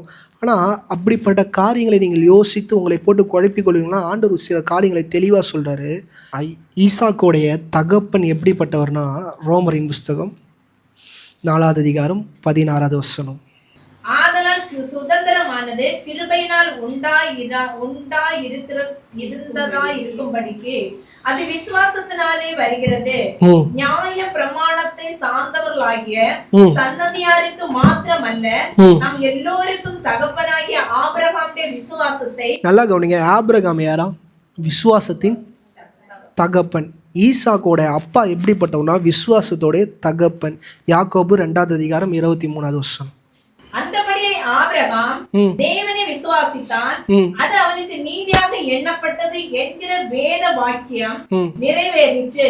அது தேவனுடைய அவன் தேவனுடைய சிநேகிதன் எனப்பட்டான். நல்லா கவனிங்க, அவன் கடவுளோட சிநேகிதன், ஃப்ரெண்ட் ஆஃப் காட். அவங்க அப்பா எப்படிப்பட்டவரா, ஆண்டவருக்கு ஃப்ரெண்டா. ஆதியாகமம் 17வது அதிகாரம் 5வது வசனம். இனி உன் பேர் ஆபிரகாம் என்னப்படாமல் நான் உன்னை திரளான ஜாதிகளுக்கு தகப்பனாக ஏற்படுத்தினபடியா. அவங்க அப்பா எப்படிப்பட்டவரா, திரளான ஜாதிகளுக்கு தகப்பனா. இப்படிப்பட்ட ஒரு குடும்பத்தில் தேவனுடைய வாக்கு தத்தம் நிறைந்து ஆசீர்வாதங்கள் நிறைந்து பிறக்கப்பட்ட ஒரு பிள்ளை தான் யார், ஈசாக். ஈசாக்கோட வாழ்க்கையை நீங்கள் எடுத்து பார்த்தீங்கன்னா, மிக பெரிய பணக்காரருடைய பிள்ளை, ஒரே பிள்ளை. அப்பாவோட சொத்து பற்றி எல்லாரும் யாருக்கு சொந்தம், ஈசாக்கு சொந்தம். என் வீட்டிலலாம் பார்த்தீங்கன்னா எனக்கு போட்டியாக எங்கள் அண்ணன் ஒருத்தர் இருக்கிறான். அடிக்கடி நினைப்பேன், ஆண்டவரே அவனை எடுத்துக்கான். சின்ன வயசில் இப்போ கிடையாது, கேட்டாலும் சந்தோஷப்படுவான். ஆதியாகமம் 24வது அதிகாரம் 63வது வசனம். நல்லா கவனிங்க, ஈசாக்கு சாயங்கால வேலையில என்ன பண்ண போறாரு, தியானம் பண்ண தனிமையா போறாரு. படிங்கம்மா. நல்லா கவனிங்க, ஒட்டகங்கள் வர கண்டான். இன்னைக்கு அவன் என்ன தியானம் பண்ண போனா, என்ன ஒட்டகம் வருது. இன்னைக்கு அநேக நேரம் நம்ம நினைக்கிறோம், ஒரு பணக்கார குடும்பத்தில் பிறந்தா பிரச்சனை கிடையாது, போராட்டம் கிடையாது, அழுத்தம் கிடையாது, வேதனை கிடையாது. இன்னைக்கு சொல்கிறேன், ஈசாக்கு இருந்த வேதனை நமக்கு இருந்துச்சுன்னா நம்மளால வாழவே முடியாது. ஈசாக்கு அப்படிப்பட்ட வேதனையில் வாழ்ந்த ஒரு பிள்ளை. வாக்கு தத்தமே இருந்தாலும், தேவனுடைய ஆசீர்வாதமே இருந்தாலும், அவன் வாழ்ந்த ஒரு வாழ்க்கை கொஞ்சம் கஷ்டமான ஒரு காரியம். ஏன்னா 67வது வசனம் வாசிங்கம்மா. அப்பொழுது ஈசாக்கு ரெபெக்காளை தன் தாய் சாராளுடைய கூடாரத்துக்கு அழைத்து கொண்டு போய் அவளை தனக்கு மனைவியாக்கி கொண்டு அவளை நேசித்தான். ஈசாக்கு தன் தாய்க்காக கொண்டிருந்த துக்கம் நீங்கி. துக்கம் என்ன பண்ணுச்சா? அப்ப ஈசாக்கு எதுல இருக்கிறாங்க, துக்கத்துல இருக்கிறான். ஒரு திருமணம் ஆகுற வரைக்கும் எதுல இருக்கிறான், துக்கத்துல இருக்கிறான். அது என்ன துக்கம், தாய் அவனை விட்டு பிரிந்தது. இந்த உலகத்துல நம்மளை விட்டு யாரு பிரிந்தாலும் துக்கம் கன்ஃபார்ம். நம்ம நேசித்த ஒரு நபர், நம்ம காதலித்த ஒரு நபர் நம்மளை விட்டு பிரியும் போது என்ன வரைக்கும் துக்கம் இருக்கும். இன்றைக்கி அதனால தான் அநேக சபைகளில் காதலிக்காதீங்க, லவ் பண்ணாதீங்கன்றது என்ன பண்ணுறாங்க, சொல்கிறாங்க. த ஃபஸ்ட்டு லவ்வை அன்வான்ட் பர்சனுக்கு உங்கள் வாழ்க்கையில் கொடுத்துட்டீங்கன்னு வச்சுக்கோங்களேன், அதோட வலி சாகுற வரைக்கும் உங்களை விட்டு என்ன பண்ணாது, போகாது. ரட்சிக்கப்பட்டு அமர்ந்திருப்பீங்கன்னா நான் இன்றைக்கி சொல்கிறேன், வாலிப பிரயாசத்தில் இப்படிப்பட்ட காரியங்கள்லாம் நம்மளை தாண்டி போகும். நான் படிக்கும் போதெல்லாம் கிளாஸ்லேயே ஒரு பையன் தான் என்ன பண்ணுவான், லவ் பண்ணுவான். அது கூட லவ் பண்ணுற பையன் தான் அங்கே ஒதுக்கி வைப்போம். ஆனால் இப்போ எப்படி இருக்குதுன்னா, லவ் பண்ணாத பையனே லவ் பண்ணாத பொண்ணு தான் என்ன பண்ணுறாங்க, ஒதுக்கி வைக்கிறாங்க. நீலாம் என் கேங்கில் என்ன பண்ணாத, சேராத. இன்றைக்கி நான் லவ் பண்ணலன்னு சொல்கிறது என்ன பண்ணுறாங்க பசங்க, அசிங்கமாக கருதுறாங்க. எனக்கு ஒரு 2 பேர் இருக்கிறாங்க, 3 பேர் இருக்கிறாங்கன்னு சொல்கிறது என்னவா நினைக்கிறாங்க பிள்ளைங்க, பெருமையாக நினைக்கிறாங்க. இன்றைக்கி அப்படிப்பட்ட இடத்துக்குள்ளே தான் காம்பவுண்டை தாண்டி ஃபென்சிங் எடுத்து நம்ம பிள்ளைகளை என்ன பண்ணுறோம், அனுப்புகிறோம். நம்ம பிள்ளைகளுக்கு சத்தியம் தெரியணும். நம்மளுடைய இருதயத்தை தேவையில்லாத நபர்கிட்ட கொடுத்துட்டோன்னு வச்சுக்கோங்களேன், அந்த வழியிலேருந்து நம்மளால் மீள என்ன பண்ண முடியாது. நீதிமொழிகள் 4வது அதிகாரம் 23லேருந்து 27. எல்லா காவலோடும் உன் இதயத்தை காத்துக்கொள். ஆண்டவர் சொல்கிறாரு, ஏன் சாலமோனே இது அழகாக சொல்கிறாரு, உன் இருதயத்தை என்ன பண்ணு. இன்றைக்கி இந்த வாலிப பிரயாசத்தில் அந்த முதிர் வயதை நம்மளுக்கு தொடும் போது நம்ம இருதயம் எப்படி ஆகும்னா சர்ச்சிங். ஒரு ஃபீமேலையாவது ஒரு மேலையாவது என்ன பண்ணும், தேடும். அது எந்த வயசுல இப்போல்லாம் 5வது படிக்கிற பசங்க கூட என்ன பண்ணுறாங்க, நம்ம ஒன்றுமே பண்ண முடியல. அவங்க பேசுறதுலாம் காதுலேயே என்ன பண்ண முடியல, கேட்க முடியல. அவங்க சொல்கிற வார்த்தையெல்லாம் மம்மி என் பர்சனல் என்ன பண்ணாதீங்க, மண்டை மேலே கொட்டுங்க. பர்சனல் யாராச்சும் சொன்னாங்கன்னா மண்டை மேலே கொட்டுங்க. 18 வயசு வரைக்கும் நோ பர்சனல். மேரேஜ் ஆகிற வரைக்கும் எனக்கு கேட்டால் பர்சனலே கிடையாது. இப்போ இருக்கிற நீங்கள் இப்போ ஸ்கூலுக்குலாம் அனுப்ப போகிறீங்க, நீங்களாம் பார்க்க போகிறீங்க. உங்கள் வாழ்க்கையில் நீங்கள் பார்க்காத விஷயத்த உங்கள் பிள்ளைகள் உங்களுக்கு என்ன பண்ணுவாங்க, கண் முன்னாடி காட்டுவாங்க. பயத்தை என்ன பண்ணுவாங்க, காட்டுவாங்க. படிங்க பிரதர்.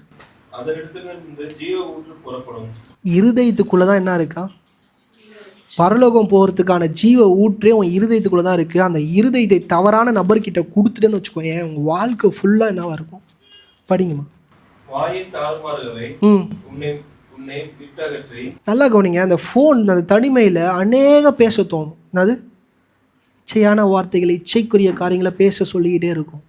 அதை விட்டு நம்ம வாயை என்ன பண்ணணுமா, நமக்கு எது இன்பமாக இருக்கும் தெரியுமா, நம்ம அம்மா அப்பாவை விட்டுட்டு யார் கூட பேசினாலும் நம்ம செவிக்கு என்னவாக இருக்கும், இன்பமாக இருக்கும். ஏன் டேடி, ஏன் மம்மி என்னை 6 மணிக்கு மேலே வெளியே விட மாட்டீங்க, ஏன் ஃப்ரெண்ட்ஸோடு வெளியே அனுப்ப மாட்டீங்க. அவங்களுக்கு தெரியும் அதுக்குள்ளே போய் நீ சிக்கிட்டினா அவனை என்ன பண்ண முடியாது.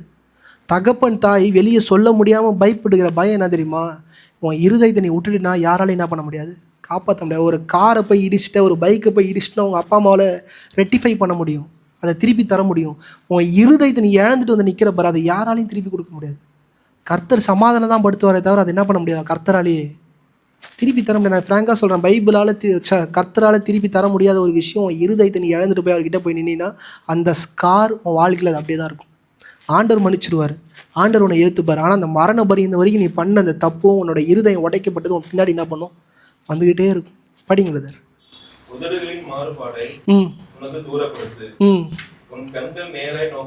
உன் கண்கள் எப்படி இருக்கணுமா, ரட்சிக்கப்பட்ட பிள்ளைகளாக இந்த சமைக்குள்ள அமர்ந்திருப்பீங்கன்னா உன் கண்ணு நேராக ஃபோக்கஸ்ட் இருக்கணும். உன்னை எதுக்காக அமிச்சாங்களோ அதை மட்டும்தான் என்ன பண்ணணும். அடிக்கடி நான் யேசு கூட பேசும்போது சொல்லுவேன், ப்ளீஸ் ஃபோக்கஸ் ஆன். உன்னோட எஜுகேஷன் என்ன பண்ணு, ஃபோக்கஸ் பண்ணு. சுற்றி இருக்கிறது எல்லாமே யார், சத்துரு. யாருமே உனக்கு யாரு கிடையாது. ஃப்ரெண்ட், அடிக்கடி யேசு கிட்ட சொல்கிற காரியம். நான் இங்கே இருக்கிற வாலிப பிள்ளைகளை எல்லாருக்குமே சொல்கிறேன், வயசான தாத்தாவாக இருந்தாலும் சொல்கிறேன், உங்கள் கண் என்னவாக இருக்கணும், நேராக இருக்கணும். ஏன்னா விதிவிலக்கு கிடையாது. வயசானாலும் இதுக்கு என்ன கிடையாது, விதிவிலக்கு கிடையாது. படிங்க பிரதர்.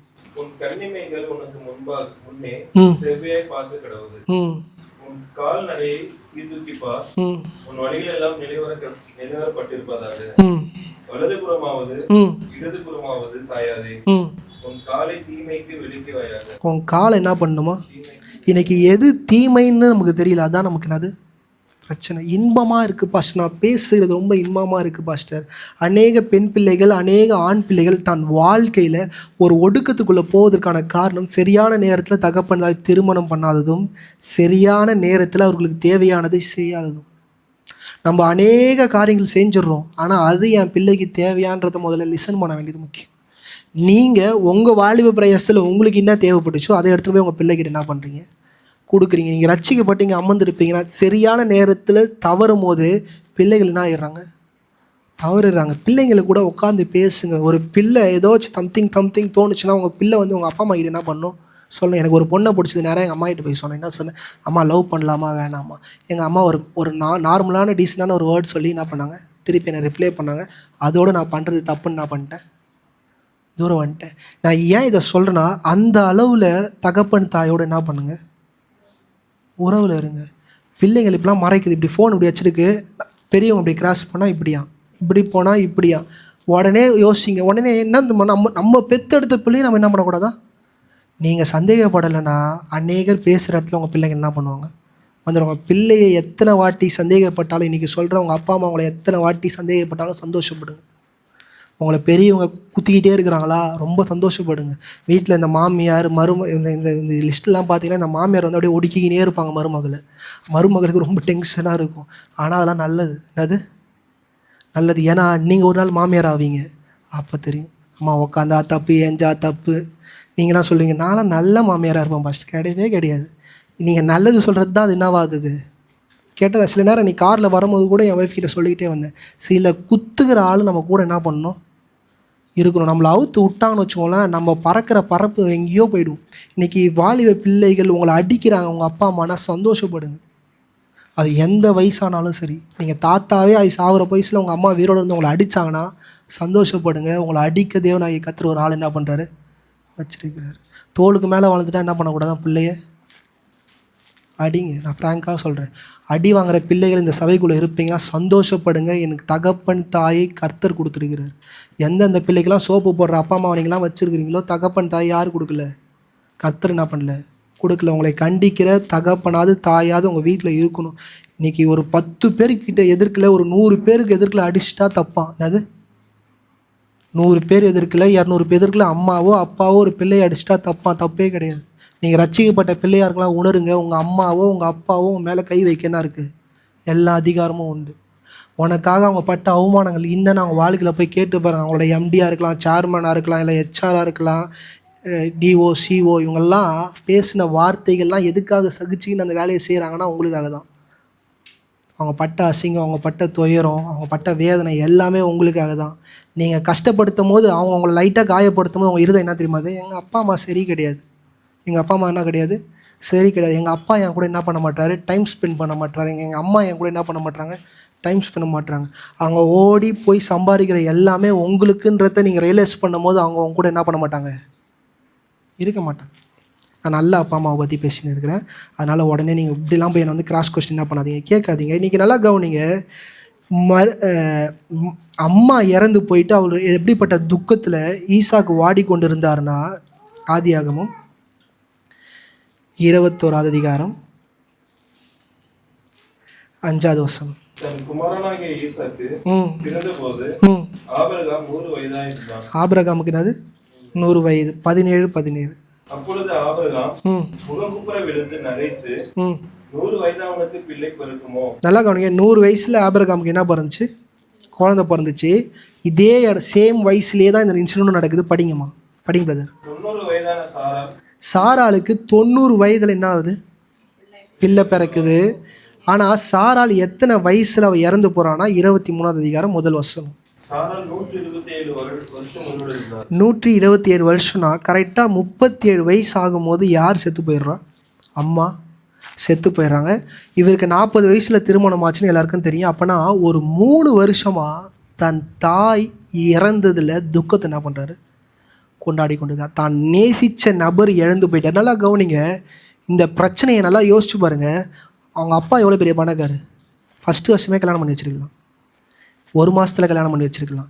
ஏன்னா அவர் ஒட்டகத்தை அமிச்சாலே பொண்ணுங்க என்ன பண்ணுறோம்? தப்பாக சொல்ல, சீரியஸ்லி ஆபிரகாம் அப்படிப்பட்ட ஒரு ஆள். ஆனால் பிள்ளையை என்ன பண்ணல, கண்டுக்கல. ஏன் இப்படிப்பட்ட சூழ்நிலைக்குள்ளே தகப்பன் தாய் போகிறாங்கன்றதில் சில காரியங்களை நீங்கள் புரிந்து கொள்ள வேண்டியது முக்கியமான தருணத்தில் நீங்கள் இருக்கிறீங்க. நீங்கள் பெண் பிள்ளையை பெற்றீங்கன்னா மிக கவனமாக இருங்க. ஆண் பிள்ளையை பெற்றாலும் மிக கவனமாக இருங்க. தேவைகளை சரியான நேரத்தில் என்ன பண்ணுங்கள், சந்திச்சிருங்க. அப்படி இல்லைன்னா அந்த பிள்ளைகளுடைய வாழ்க்கை ரொம்ப கஷ்டம். அந்த பிள்ளைகள் போகிற பாதைகள்னது ரொம்ப ரொம்ப கஷ்டம். ஏன்னா நீங்கள் நல்லா கவனிங்க. ஆதியாகமம் 23வது அதிகாரம் 2வது வசனம்.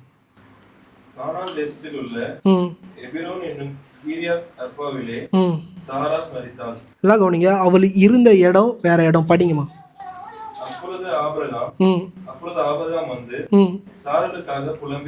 நல்லா கவனிங்க. மனைவி இருந்த இடம் வேற, ஆபிரகாம் இருந்த இடம் வேற. ஆபிரகாம் இருந்த இடத்துக்கு வந்து மனைவி இருந்த இடத்துக்கு வந்து ஆபிரகாம் என்ன பண்ணுறாரு? புலம்பி அழுகுறாரு. இன்னைக்கு நல்லா கவனிங்க. அநேக நேரம் கணவன் மனைவி சேர்ந்து என்ன பண்ணுறதில்ல, இருக்கிறதில்ல. அந்த பிள்ளைகள் என்ன பண்ணுது, பார்க்குது. நீங்கள் சபை நான் சொல்கிறேன், அப்பா நல்லா சம்பாதிக்கிறாரு. ஒரு சேஃபான ஜோனில் சாராள் என்ன பண்ணிட்டாரு, வச்சுட்டார். சாராளையும் ஈசாக்கி என்ன பண்ணிட்டாரு, ஒரு சேஃபான ஜோனில் வச்சுட்டாரு. என்ன பாஸ்டர் நீங்கள் சொல்கிறீங்க, இதெல்லாம் புரியலன்னா நீங்கள் பைபிள் படித்தா புரியும். சாராள் மறிச்சிட்டான்னு உடனே அந்த ஊரில் இருக்கிறவங்க இடத்த ஃப்ரீயாகவே என்ன பண்ணுறேன் தரணும். அப்போனா அந்த இடம் மிக செல்வாக்கு நிறைந்த இடம் யாருக்குன்னா ஆபிரகாமுக்கு. ஆபிரகாம் எங்கே போய் வியாபாரம் பண்ணுறாரு, எங்கே போய் தொழில் பண்ணுறாரு, எங்கே மந்தையை பெருக்கிறாருன்னா குடும்பத்தை விட்டு தள்ளி போய் என்ன பண்ணுறாரு. இன்னைக்கு ஈசாக்குக்கு இருந்த ஒரே ஒரு நேசம் பாசம் யார்? அம்மா மட்டும்தான். அப்பா கிட்ட என்ன இல்லை, அவ்வளோவா உறவு இல்லை. இன்றைக்கி அநேக பேர் என்ன சொல்லுவாங்க, இவங்க 2 பேருக்கும் டைவர்ஸ் ஆயிடுச்சு. சில பேர் இது ஒரு பக்கம் அநேக சொல்கிறாங்க, அது என்ன கேட்டால் உண்மை கிடையாது. ஏன்னா டைவர்ஸ் ஆனவங்களை எடுத்துன்னு வந்து ஃபாதர் ஆஃப் ஃபெய்த் என்ன பண்ண முடியாது, சொல்லவே முடியாது. நிறையா ஊழியக்காரங்க ஏதோ ஒன்று படிச்சுட்டு வந்து என்ன பண்ணுறாங்க, இவங்க 2 பேரும் பிரிஞ்சுருந்தாங்க, இவங்களுக்கு டைவர்ஸ் ஆயிடுச்சு. ஈசாக்குக்கு ஒரு பயம் இருந்துச்சு. என்ன பயம்னா, தன் தகப்பன் பலி செலுத்துகிற அந்த காரியம் பண்ணும் போது மென்டலி ஈசாக்குக்கு ஒரு பிரச்சனைக்குள்ளே போயிட்டான். என்ன பிரச்சனைக்குள்ளே போயிட்டான்னா, தன் தகப்பன் தனக்கு நேராக கத்தியை தூக்குனதுலேருந்து பயத்தின் ஆவி அவனை என்ன பண்ணுச்சு. சின்ன சின்ன விஷயத்துக்கும் யார் பயப்படுவாரா? பயப்படுறவன். நீங்கள் நம்பலைன்னா ஆதியாகமம் 27வது அதிகாரம் 33வது வசனம். அப்பொழுது ஈசாக்கு மிகவும் பிரமித்து நடுங்கி ஒன்றுமே இல்லை. அண்ணன் வர வேண்டிய இடத்துல தம்பி வந்துட்டு என்ன பண்ணிட்டான், போயிட்டான். பயப்படுறது ஓகே, நடுக்கமே என்ன பண்ணுதான். சின்ன சின்ன விஷயம் கேட்டாலே யார் பயப்படுவாளா? ஈசாக்கு பயப்படுவான். அப்படிலாம் உங்கள் பிள்ளைகளை என்ன பண்ணாதீங்க, வளர்க்காதீங்க. பயம்படுத்தி ஒடுக்கி கிடுக்கி சில இடங்களில் உங்கள் பிள்ளைகளை அனுப்பி என்ன பண்ணுங்கள் பாருங்கள். ஏன்னா நான் அனுப்பவே மாட்டேன் பாஸ்டர்னாலும் ஒரு கட்டத்தில் என்ன பண்ண போகிறீங்க, அனுப்ப தான் போகிறீங்க. இன்றைக்கி எனக்கு தெரிஞ்ச ஒரு நபர், என் சில்ட்ரன் வந்து கோல்டன் ஸ்பூன் தம்பி, என்னது கையில் சிகரெட் ஸ்பூன் வச்சு என்ன பண்ணுது சுற்றி. ஒரு பெரிய பாஸ்டர் அம்மா என்கிட்ட சொல்கிறாங்க, ராஜா வீட்டு பிள்ளைகள்லாம் கடைக்கு போய் பால் பாக்கெட்டு வாங்கினா இருக்குது. நான் அன்றைக்கே முடிவு பண்ணிட்டேன், உன் கதை என்னது முடிஞ்சுது. இன்றைக்கி பார்க்குறேன் கோல்டன் ஸ்பூன் தம்பி கையில் என்ன வச்சுருக்கிறாரு. ஏன்னா தான் மொத்த வாலிப பிரயாசத்துலையும் ஒடுக்கிட்டாங்க.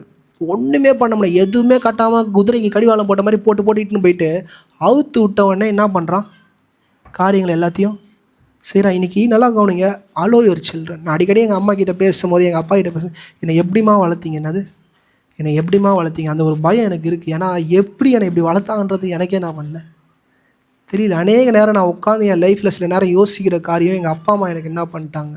எங்கள் அம்மா ஒரு வாட்டி ஒரு காரியம் சொன்னாங்க, அப்பா சிகரெட்டே என்ன பண்ண மாட்டார், பிடிக்க மாட்டாரா, அப்பாவுக்கு எந்த கெட்ட பழக்கமும் கிடையாது. இந்த ஒரு வார்த்தை எனக்கு ஆழமாக இருதயத்தில் போய் என்ன பண்ணிருச்சு, பதிஞ்சிச்சு. நானும் என்ன பண்ணக்கூடாது, இப்படி காரியங்கள்லாம் பண்ணக்கூடாது.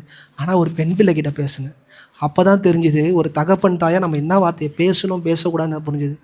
நான் லவ் பண்ணி என் வாழ்க்கை என்ன ஆயிடுச்சு, வீணாயிடுச்சு. நீ என்ன பண்ணாத, சாகுற வரையும் லவ் பண்ணாத. அந்த பிள்ளை எந்த எக்ஸ்ட்ரீமில் தெரியுமா நிற்குது, எங்கள் அப்பா அம்மாவே லவ் பண்ணி தான் கல்யாணம் பண்ணாங்க, நான் என்ன பண்ணக்கூடாது, லவ் பண்ணக்கூடாதுன்னு என்ன சொல்கிறாங்க. அவங்க பண்ணது மட்டும் சரியில்லை, நான் பண்ணால் மட்டும் தப்புன்றாங்க. புரியுதா? அந்த மக்கள் நம்ம எது பேசுகிறோமோ அந்த பிள்ளைகள் பாசிட்டிவாகவும் எடுத்துக்கும் நெகட்டிவாக எடுத்துக்கும். மிக கவனமாய் அந்த பிள்ளை எந்த அளவுக்கு பக்குவப்பட்டுச்சின்னு பார்த்து பேச வேண்டிய இடத்துல ஒரு தகப்பன் தாயாக நீங்கள் என்ன பண்ணணும், இந்த நாட்களில் இருக்கணும். தேவையில்லாமல் உங்களுக்கு ஒரு நாலேஜ் இருக்குதுன்னு எதிர்க்க இருக்கிறவங்ககிட்ட போய் கொட்டினீங்கன்னு வச்சுக்கோங்களேன், அந்த நாலேஜுக்கு அவங்க என்ன கிடையாது, பாத்திரனே கிடையாது. இன்றைக்கி அநேக நேரம் இந்த ஃபுல் ஃபீட்டில் வந்து பேசும்போது நான் சிலதெல்லாம் ஒமிட் பண்ணுறேன். சில நாலேஜ்லாம் தேவையில்லை, சபைக்கு நல்ல தேவையில்லை, இந்த அதிகாரத்தில் இந்த இன்சிடெண்ட்லாம் என்ன அதில் தேவையில்லைன்னு எதுக்கு ஒதுக்குறேன்னா நான் இல்லை, எதிர்க்கில் இருக்கிறவங்களுக்கு தேவையில்லை. அது ஒருத்தவங்களையும் என்ன பண்ணாது, பரலோகம் கொண்டு போதும். இன்றைக்கி உங்கள் பிள்ளைங்களுக்கு கூட நீங்கள் பேசுகிற வார்த்தையில் மிக கவனமாக இருங்க. ஏன்னா ஆபிரகாம் வந்து எங்கே இருந்தானா 22:19 ஆபிரகாம் தன் வேலைக்காரர்களுக்கு திரும்பி வந்தான். அவர்கள் எழுந்து புறப்பட்டு ஏகமாய் பெயர்சேபாவுக்கு போனார்கள்.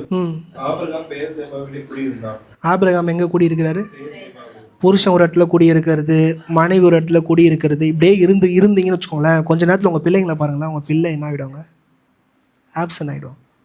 இன்றைக்கி ஃபாரின்லாம் போகலாமா பாஸ்டர், இப்போ என் மாமா பசங்க என்னையே பார்த்துன்னுக்குறாங்க, ஏன்னா அவங்க அப்பா ஃபாரினில் இருக்குது. நல்லது, ஆனால் ஒரு டைமில் பிள்ளைங்களுக்கு தேவைப்படுவாங்க. சில பெண் பிள்ளைகள்கிட்டலாம் பேசும்போது, பாஸ்டர் அண்ணான்னு என்கிட்ட சொல்லும் போது, எல்லா பசங்களுக்கும் அவங்க அப்பா என்ன பண்ணுறாரு, பைக்கில் எட்டுன்னு வந்து விட்றாங்க. எனக்கு எங்கள் அப்பா என்ன பண்ண மாட்டாரு, வர மாட்டார். அந்த அந்த அந்த வேதனையை நீங்கள் எவ்வளோ 1 லட்ச ரூபா பணம் கொடுத்தாலும் என்ன பண்ண முடியாது, அந்த பிள்ளைக்கு கொடுக்க முடியாது. அந்த பிள்ளைங்களுக்கு ஒரு கெத்து வேணும். என்ன கெத்துனா, என் அப்பா என்னை ஸ்கூலில் எட்டுன்னு போய் என்ன பண்ணணும், எங்கள் அப்பா பைக்கில் உட்கார வச்சு இட்டுன்னு போய் என்ன பண்ணணும், காரே இருக்கும் வீட்டில், ஆனால் கார் வேணாம், எங்கள் அப்பா முன்னாடி உட்கார வச்சுன்னு இட்டுன்னு போகணும்.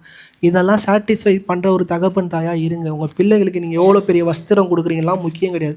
அவன் கையை பிடிச்சி நீங்கள் நடந்து போகிறீங்கல்ல, அந்த பிள்ளைங்களுக்கு ரொம்ப பிடிக்கும். நீங்கள் அதை கொடுக்க என்ன பண்ணுங்கள். ஏன்னா ஈசாக்குக்கு அம்மா இறந்துட்டாங்க, அப்பா அங்கே உட்காந்துக்கிட்டு என்ன பேசுகிறாருன்னா, வேலையாட்கள் என்ன பண்ணுறான், கூப்பிட்டு என் பையனுக்கு என்ன பண்ண போய் எவ்வளோ கேர்லெஸ் பாருங்கள். ஒரு நல்ல தகப்பனாக தான் என்ன பண்ணியிருக்கணும், அவர் போய் பொண்ணை பார்த்துருக்கணும். சொல்கிறார் அநேக நேரம் நம்ம ஆளுங்க ஆண்டோட வார்த்தையை என்ன பண்ணிப்போம், கூட சேர்த்து போ தூதன் என்ன பண்ணுவோம் அவனுக்கு முன்னாடி. இன்றைக்கி அநேக நேரம் நம்ம ஏழாமையில் எதை யூஸ் பண்ணுறோன்னா ஆண்டோட வார்த்தை என்ன பண்ணுறோம், நெவர். ஆண்டோட வார்த்தை என்ன பண்ணக்கூடாது, யூஸே பண்ணக்கூடாது. அவனும் என்ன பண்ணுறான், போயிட்டு ஒட்டகத்தோட ஆண்டவர் இவன் தனிமையில் தியானத்தோடு அவன் அழுகிற அந்த இடத்துல ஆதியாகமம் 24 அதிகாரம் 65 67. ஊழியக்காரனை நோக்கி, அங்கே வெளியே நமக்கு எதிராக நடந்து வருகிற அந்த மனிதன் யார் என்று கேட்டாள். நல்லா கவனிங்க, ஈசாக்குக்கு சொடுக்கு போட்டால் வேலை செய்ய சுற்றி எல்லாரும் இருக்கிறாங்க. ஆனால் அவனுக்கு யார் தேவை, தன்னை நேசிக்கிற, தான் மேலே அன்பு செலுத்துகிற, தான் மேலே பைத்தியமாக இருக்கிற தன் தாயை போல் ஒரு ஆள் எனக்கு தேவை. படிங்கம்மா. அவர்தான் என் எஜமான் என்று ஊழியக்காரன் சொன்னார். அப்பொழுது அவள் ஒட்டகத்தை விட்டு இறங்கி முக்காடிட்டு கொண்டாள். நல்லா கவனிங்க, ஆண்டவர் பாருங்க ஈசாக்குக்கு என்ன தேவையா சொப்பனத்தில் என்ன பண்ணுறாரு, ஒட்டகம் வரத காண்பிக்க. உடைக்கப்பட்டு ஆண்டோட சமூகத்தில் போய் அழுகும்போது நீ வெயிட் பண்ணு, உனக்கான ஒட்டகம் என்ன பண்ணும் வரும். உங்கள் அப்பாலாம் என்ன பண்ண மாட்டார், வர மாட்டார். உனக்கு ஒட்டகம் வரும், உனக்கு என்ன தேவையை என்ன பண்ணும் கிடைக்கும். படிங்கம்மா. ஊழியக்காரன் தான் செய்த சகல காரியங்களையும் ஈசாக்குக்கு விவரித்து சொன்னான். அப்பொழுது ஈசாக்கு ரெபெக்காளை தன் தாய் சாராளுடைய கூடாரத்திற்கு அழைத்து கொண்டு போய் அவளை தனக்கு மனைவியாக்கி கொண்டு அவளை நேசித்தான். ஈசாக்கு தன் தாய்க்காக கொண்டிருந்த துக்கம் நீங்கி. சபை நல்லா கவனிங்க, அப்பா உயிரோட இருக்கிறாரு, அப்பா அம்மா என்ன பண்ணல. இன்றைக்கி அநேக நேரம் நீங்கள் உங்கள் பிள்ளை நேசிக்கலைன்னா, உங்கள் பிள்ளை அவங்க அம்மா மரித்து போனாலுமே அம்மாவை தான் என்ன பண்ணும், அம்மாவோட கூடாரமாக அப்பா உயிரோடு இருக்கிறாருன்னா எது வேணும்னா பிள்ளை எதை சூஸ் பண்ணுது, கூடாரம் போதும், எங்கள் அம்மா வாழ்ந்த வீடு, என் அப்பா எனக்கு என்ன இல்லை. ஆனால் நீங்கள் நினைக்கலாம் ஈசாக்கு வந்து அப்பா அப்படி தூக்கி இல்லை, சாகும் போது என்ன பண்ணார், போய் நின்னார். ஈசாக்கு மட்டும் நிற்கல, இஸ்மாவேலும் என்ன பண்ணுறாரு, போய் நிற்கிறாரு. ஆனால் இந்த சுச்சுவேஷன் நினச்சி பாருங்கள், திருமணம் ஒரு வாழ்க்கையை ஆரம்பிக்க போகிறான், பிள்ளை எந்த அளவுக்கு பாதிக்கப்பட்டிருக்குன்னா, என் அப்பா என் அம்மாவுக்கு தேவையான நேரத்தில் என்ன பண்ணல, இல்லை எங்கள் அப்பா எங்கள் அம்மாவை என்ன பண்ணல நடத்தலை. இன்றைக்கி அநேக நேரம் சொல்கிறேன், உங்கள் கணவர் பண்ணுற தப்பை உங்கள் பிள்ளைங்கிட்ட தயவுசெய்து சொல்கிறாதீங்க. எனக்கு நல்லா தெரியும், சாராள் என்ன தெரியுமா சொல்லியிருப்பாங்க, எகிப்து ராஜா வந்தார், உங்கள் அப்பா என்ன பண்ணிட்டாரு, அடுத்தது இன்னொரு ராஜா வந்தார், உங்கள் அப்பா என்ன பண்ணிட்டான். நல்லா கவனிங்க, அந்த வேர்ட்ஸ் கவனிங்க. அந்த பிள்ளை இருதயத்தில் ஸ்ட்ராங்காக உள்ளே போயிட்டு தன் தகப்பனை எப்படி தெரியுமா பார்க்கும், குற்றவாளியாகவே பார்க்கும். தகப்பன் பண்ண நல்லதெல்லாம் மறைச்சிடுவாங்க நம்ம ஆளுங்க, தகப்பன் பண்ண தீங்கை மட்டும் சொல்லி சொல்லி சொல்லி, உங்கள் அப்பா அவனுக்கு ஒன்றுமே பண்ணல, குஷ்டு என்ன பண்ணார் எல்லாத்தையும் இப்படி சொல்ல அந்த பிள்ளைங்களோட ஆள் மனசில் அப்பாவை அப்பான்னு கூப்பிட தோணாது, அப்பாவை நேசிக்க தோணாது. ஏன் அப்பா கிட்ட தேட வேண்டிய நேசத்தை வேறு யாராச்சும் கிட்ட போய் என்ன பண்ணுறோம். பெண் பிள்ளைங்கள்லாம் வளர்த்திங்கன்னா மிக கவனமாக இருங்க, பெண் பிள்ளைகள்லாம் பிறந்துச்சுன்னா இன்னும் மிக கவனமாக இருங்க. அப்பாவோட பாசத்தை அப்பா கொடுக்கலனா அது வேறு யார்கிட்ட போய் என்ன பண்ணோம் தேடும். நம்ம சுற்றி தகப்பன் தாய் பாட்டி ஆயா இப்படி இருக்கிறவங்கலாம் ஒழுங்காக சத்திய வசனத்தை என்ன பண்ணணும் அந்த பிள்ளைங்களுக்கு போதிக்கணும். ஏன் நான் சொல்கிறேன்னா, ரூத்தோட வாழ்க்கை நீங்கள் எடுத்து பாருங்கள், முதல் அதிகாரம் 16வது வசனம். ரூத்தும் ஓர்பால். அதற்கு ரூத், நான் உம்மை பின்பற்றாமல் உம்மை விட்டு திரும்பி போவதை குறித்து என்னோட பேச வேண்டாம், நீர் போகும் இடத்துக்கு நானும் வருவேன். நல்லா கவனிங்க, நீ போகிற இடத்துக்கு என்ன பண்ணுவேன். இன்னைக்கு நல்லா கவனிங்க, ரூத்தும் சரி ஓர்பாலும் சரி 2 பேரும் தனிமை என்கிற இடத்துக்கு வந்துட்டாங்க. எல்லாம் போயிடுச்சு, கணவன் இல்லை, எல்லாமே போயிடுச்சு. இப்போ இந்த ஓர்பால்ன்றவ தன்னோட தாய் வீட்டை என்ன பண்ணுறா, சூஸ் பண்ணி போகிறா. ஒடுக்கப்படும் போது, தனிமையில் இருக்கும்போது நீங்கள் எடுக்க போகிற முடிவு தான் வாக்குத்தத்தமாக என்ன பண்ணும். இன்றைக்கி அநேக நேரம் பண்ணுற தப்பே இந்த மாதிரி இடத்துல நம்ம எடுக்கிற முடிவு என்ன ஆகிடுது. இன்றைக்கி 2 பேர் இடத்துல இருந்து யோசிச்சு பாருங்கள். ரூத் வந்து தான் காணாத தேசத்தை நோக்கி போக என்ன பண்ணுறா, ஆசைப்படுறா. நான் பார்த்த தேசத்தை என்ன பண்ணுறா. இன்றைக்கி அநேக நேரம் ஆண்டவரை தேடும் போது எப்படி தெரியுமா தேடுறோம், என்னோட லிமிட்டை வச்சு என்னோட சர்க்கிளை வச்சு இந்த இடத்துக்கு போனால் நல்லா. இதுதான் நம்ம பண்ணுற பெரிய தப்பு. ஆண்டவரோட சித்தமான்னு கேட்கும்போது ரொம்ப கஷ்டமாக இருக்கும், அந்த சித்தத்தின்படி போக ரொம்ப கஷ்டமாக, அந்த பாதையில் போகும்போது வழியாக என்ன பண்ணும் இருக்கும். ரூத் பாருங்க கரெக்டான டைரக்ஷனை சூஸ் பண்ணுறா. படிங்கம்மா. நீர் போகும் இடத்திற்கு நானும் வருவேன், நீர் தங்கும் இடத்திலே நானும் தங்குவேன், உம்முடைய ஜனம் என்னுடைய ஜனம், உம்முடைய தேவன் என்னுடைய தேவன். நல்லா கவனிங்க, 2 பேரும் நல்ல முடிவு எடுத்துக்கிறாங்க. நகோமி என்ன முடிவு எடுத்துக்கிறாங்க, மோவாப்பை விட்டுட்டு நம்ம என்ன பண்ணலாம், இஸ்ரவேலுக்கு போகலான்னு அவங்க எடுத்த முடிவும் சரி, ரூத் எடுத்த முடிவும் சரி, அவங்களும் என்ன ஆகுறாங்க, தேவனாகிய கர்த்தருக்கு தாயாக மாறுறாங்க. இன்றைக்கி இப்படிப்பட்ட ஒடுக்கப்பட்ட சூழ்நிலைகளில் நீங்கள் கரெக்டான பாதையை நீங்கள் சூஸ் பண்ணுவீங்கன்னா ஆண்டவர் உங்களை பழுகி பெருக பண்ணுகிறதை உங்கள் கண்ணால் என்ன பண்ண முடியும், பார்க்க முடியும். தனிமையில் நீங்கள் கர்த்தரோடு வைக்கிற அந்த உறவு இருக்குல்ல, அது உங்களுக்கு ஆசீர்வாதத்தை என்ன பண்ணும், கொண்டு வரும். அந்த ஆசீர்வாதத்துக்குள்ளே போகிறது அவ்வளோ ஈஸி கிடையாது. அதுக்கு தான் அந்த 2 பேரை சொன்னேன். ஈசாக்குக்குள்ளே இருந்த பயம், ஒரு துறவை வெட்டுவான், அந்த துறவை 3 நாளாக கம்முன்னு வாய முன்னு என்ன பண்ணுவான், எதிர்த்து பேசுகிற நபரே கிடையாது. இன்றைக்கி நீங்கள் உங்கள் பிள்ளை வந்து எதிர்த்து பேசாமல் இருக்கலாம் நீங்கள் நினைக்கிறீங்க, உங்கள் பிள்ளைக்கு எந்த டேலண்ட் இல்லைன்னு நீங்கள் நினைக்கலாம். ஆனால் கர்த்தர் அந்த பிள்ளையோடு இருந்தான்னு வச்சுக்கோங்களேன், அவன் எத்தனை வாட்டி வெட்டினாலும் தண்ணி என்ன பண்ணும், வரும். இன்றைக்கி எத்தனை பேர் உங்களை அழித்தாலும், எத்தனை பேர் அடியோடு வெட்டினாலும் வாழை மரம் மாதிரி என்ன பண்ணுவீங்க, திருப்பி திருப்பி வந்துனே இருப்பீங்க. ஆதியாகமம் 26ஆம் அதிகாரம் கடைசியாக 2வது வசனம் 3வது வசனம். கர்த்தர் அவனுக்கு தரிசனமாகி, நீ எகிப்திற்கு போகாமல். நீ எங்கே போகக்கூடாது, எகிப்துக்கு போகக்கூடாது. இந்த வசனம் படிக்கும்போது உங்களுக்குலாம் என்ன பண்ண சில நேரம் புரியாது. இதை எப்படி புரிஞ்சுக்கணுன்னா, ஆகார் இருக்கிறாங்கல்ல, ஆகார் நேராக எகிப்தில் போய் ஒரு பொண்ணை கூட்டின்னு வந்து இஸ்மாவேலுக்கு என்ன பண்ணி வைப்பாங்க, கல்யாணம் பண்ணி வைப்பாங்க. ஆண்டவர் தெளிவாக சொல்கிறாரு, எகிப்துக்கு என்ன பண்ணாத. இதை நீங்கள் நார்மலாக பைபிள் படித்ததெல்லாம் புரிஞ்சுக்க முடியாது. ஏன்னா முன்னாடி ஓடுற அடுத்த ஆள் தப்பு பண்ணுறாங்க, நீ என்ன பண்ணாத, தப்பு பண்ணாது. எகிப்து பக்கமே போத அந்த வாசனையே உனக்கு என்ன பண்ணக்கூடாது, இருக்கக்கூடாது. படிங்கம்மா. நான் உனக்கு சொல்லும் தேசத்திலே குடியிருந்து இந்த தேசத்திலே வாசம் பண்ணு. நான் உன்னோடு கூட இருந்து உன்னை ஆசீர்வதிப்பேன். நான் உனக்கும் உன் சந்ததிக்கும் இந்த தேசங்கள் யாவையும் தந்து உன் தகப்பனாகிய ஆபிரகாமுக்கு நான் இட்ட ஆணையை நிறைவேற்றுவேன். ஆபிரகாம் என் சொல்லுக்கு கீழ்ப்படிந்து. யார் என் சொல்லுக்கு கீழ்ப்படிந்தார்? உங்கள் அப்பா என்ன பண்ணார்? நீங்கள் கீழ்ப்படிந்த அந்த அனுபவத்தை உங்கள் பிள்ளைகளுக்கு நீங்கள் போதிக்க வேண்டியது மிக மிக அவசியம். இன்றைக்கி வந்து ஈசாக்குக்கு முன்னாடி ஆண்டவர் வந்து சொல்கிறார், உங்கள் அப்பா என்ன பண்ணார், கீழ்ப்படிஞ்சார், நீ என்ன பண்ணு, கீழ்ப்படின்னு. இப்போ இருக்கிற தலைமுறைகளுக்கு கர்த்தர் சொல்ல மாட்டார். இந்த வசனத்தை தான் நீங்கள் எடுத்து என்ன பண்ணணும், காட்டணும். நானும் அம்மாவும் ஆண்டவரை நேசிக்கிறோம், நீ என்ன பண்ணு, ஆண்டவரை நேசி. இதுதான் நம்ம குடும்பத்துக்கு முக்கியன்றதை உங்கள் பிள்ளைகளுக்கு என்ன பண்ணணும், சொல்லிக் கொடுக்கணும். எனக்கு ஆண்டவரை தெரியல மம்மி, அப்படி தம்பி இப்படி தம்பின்னு உங்கள் பிள்ளைகள் சொல்லுவாங்க தான். உங்கள் பிள்ளைகளை இந்த இடத்துல காம்ப்ரமைஸே என்ன பண்ணக்கூடாது, பண்ண விடக்கூடாது. படிங்கம்மா. என் விதிகளையும் என் கற்பனைகளையும் என் ஞாபகங்களையும் என் பிரமாணங்களையும் கை கொண்டபடியினால் நான் உன் சன்னதியை வானத்தின் நட்சத்திரங்களை போல பெருக பண்ணி உன் சன்னதிக்கு இந்த தேசங்கள் யாவை தருவேன்.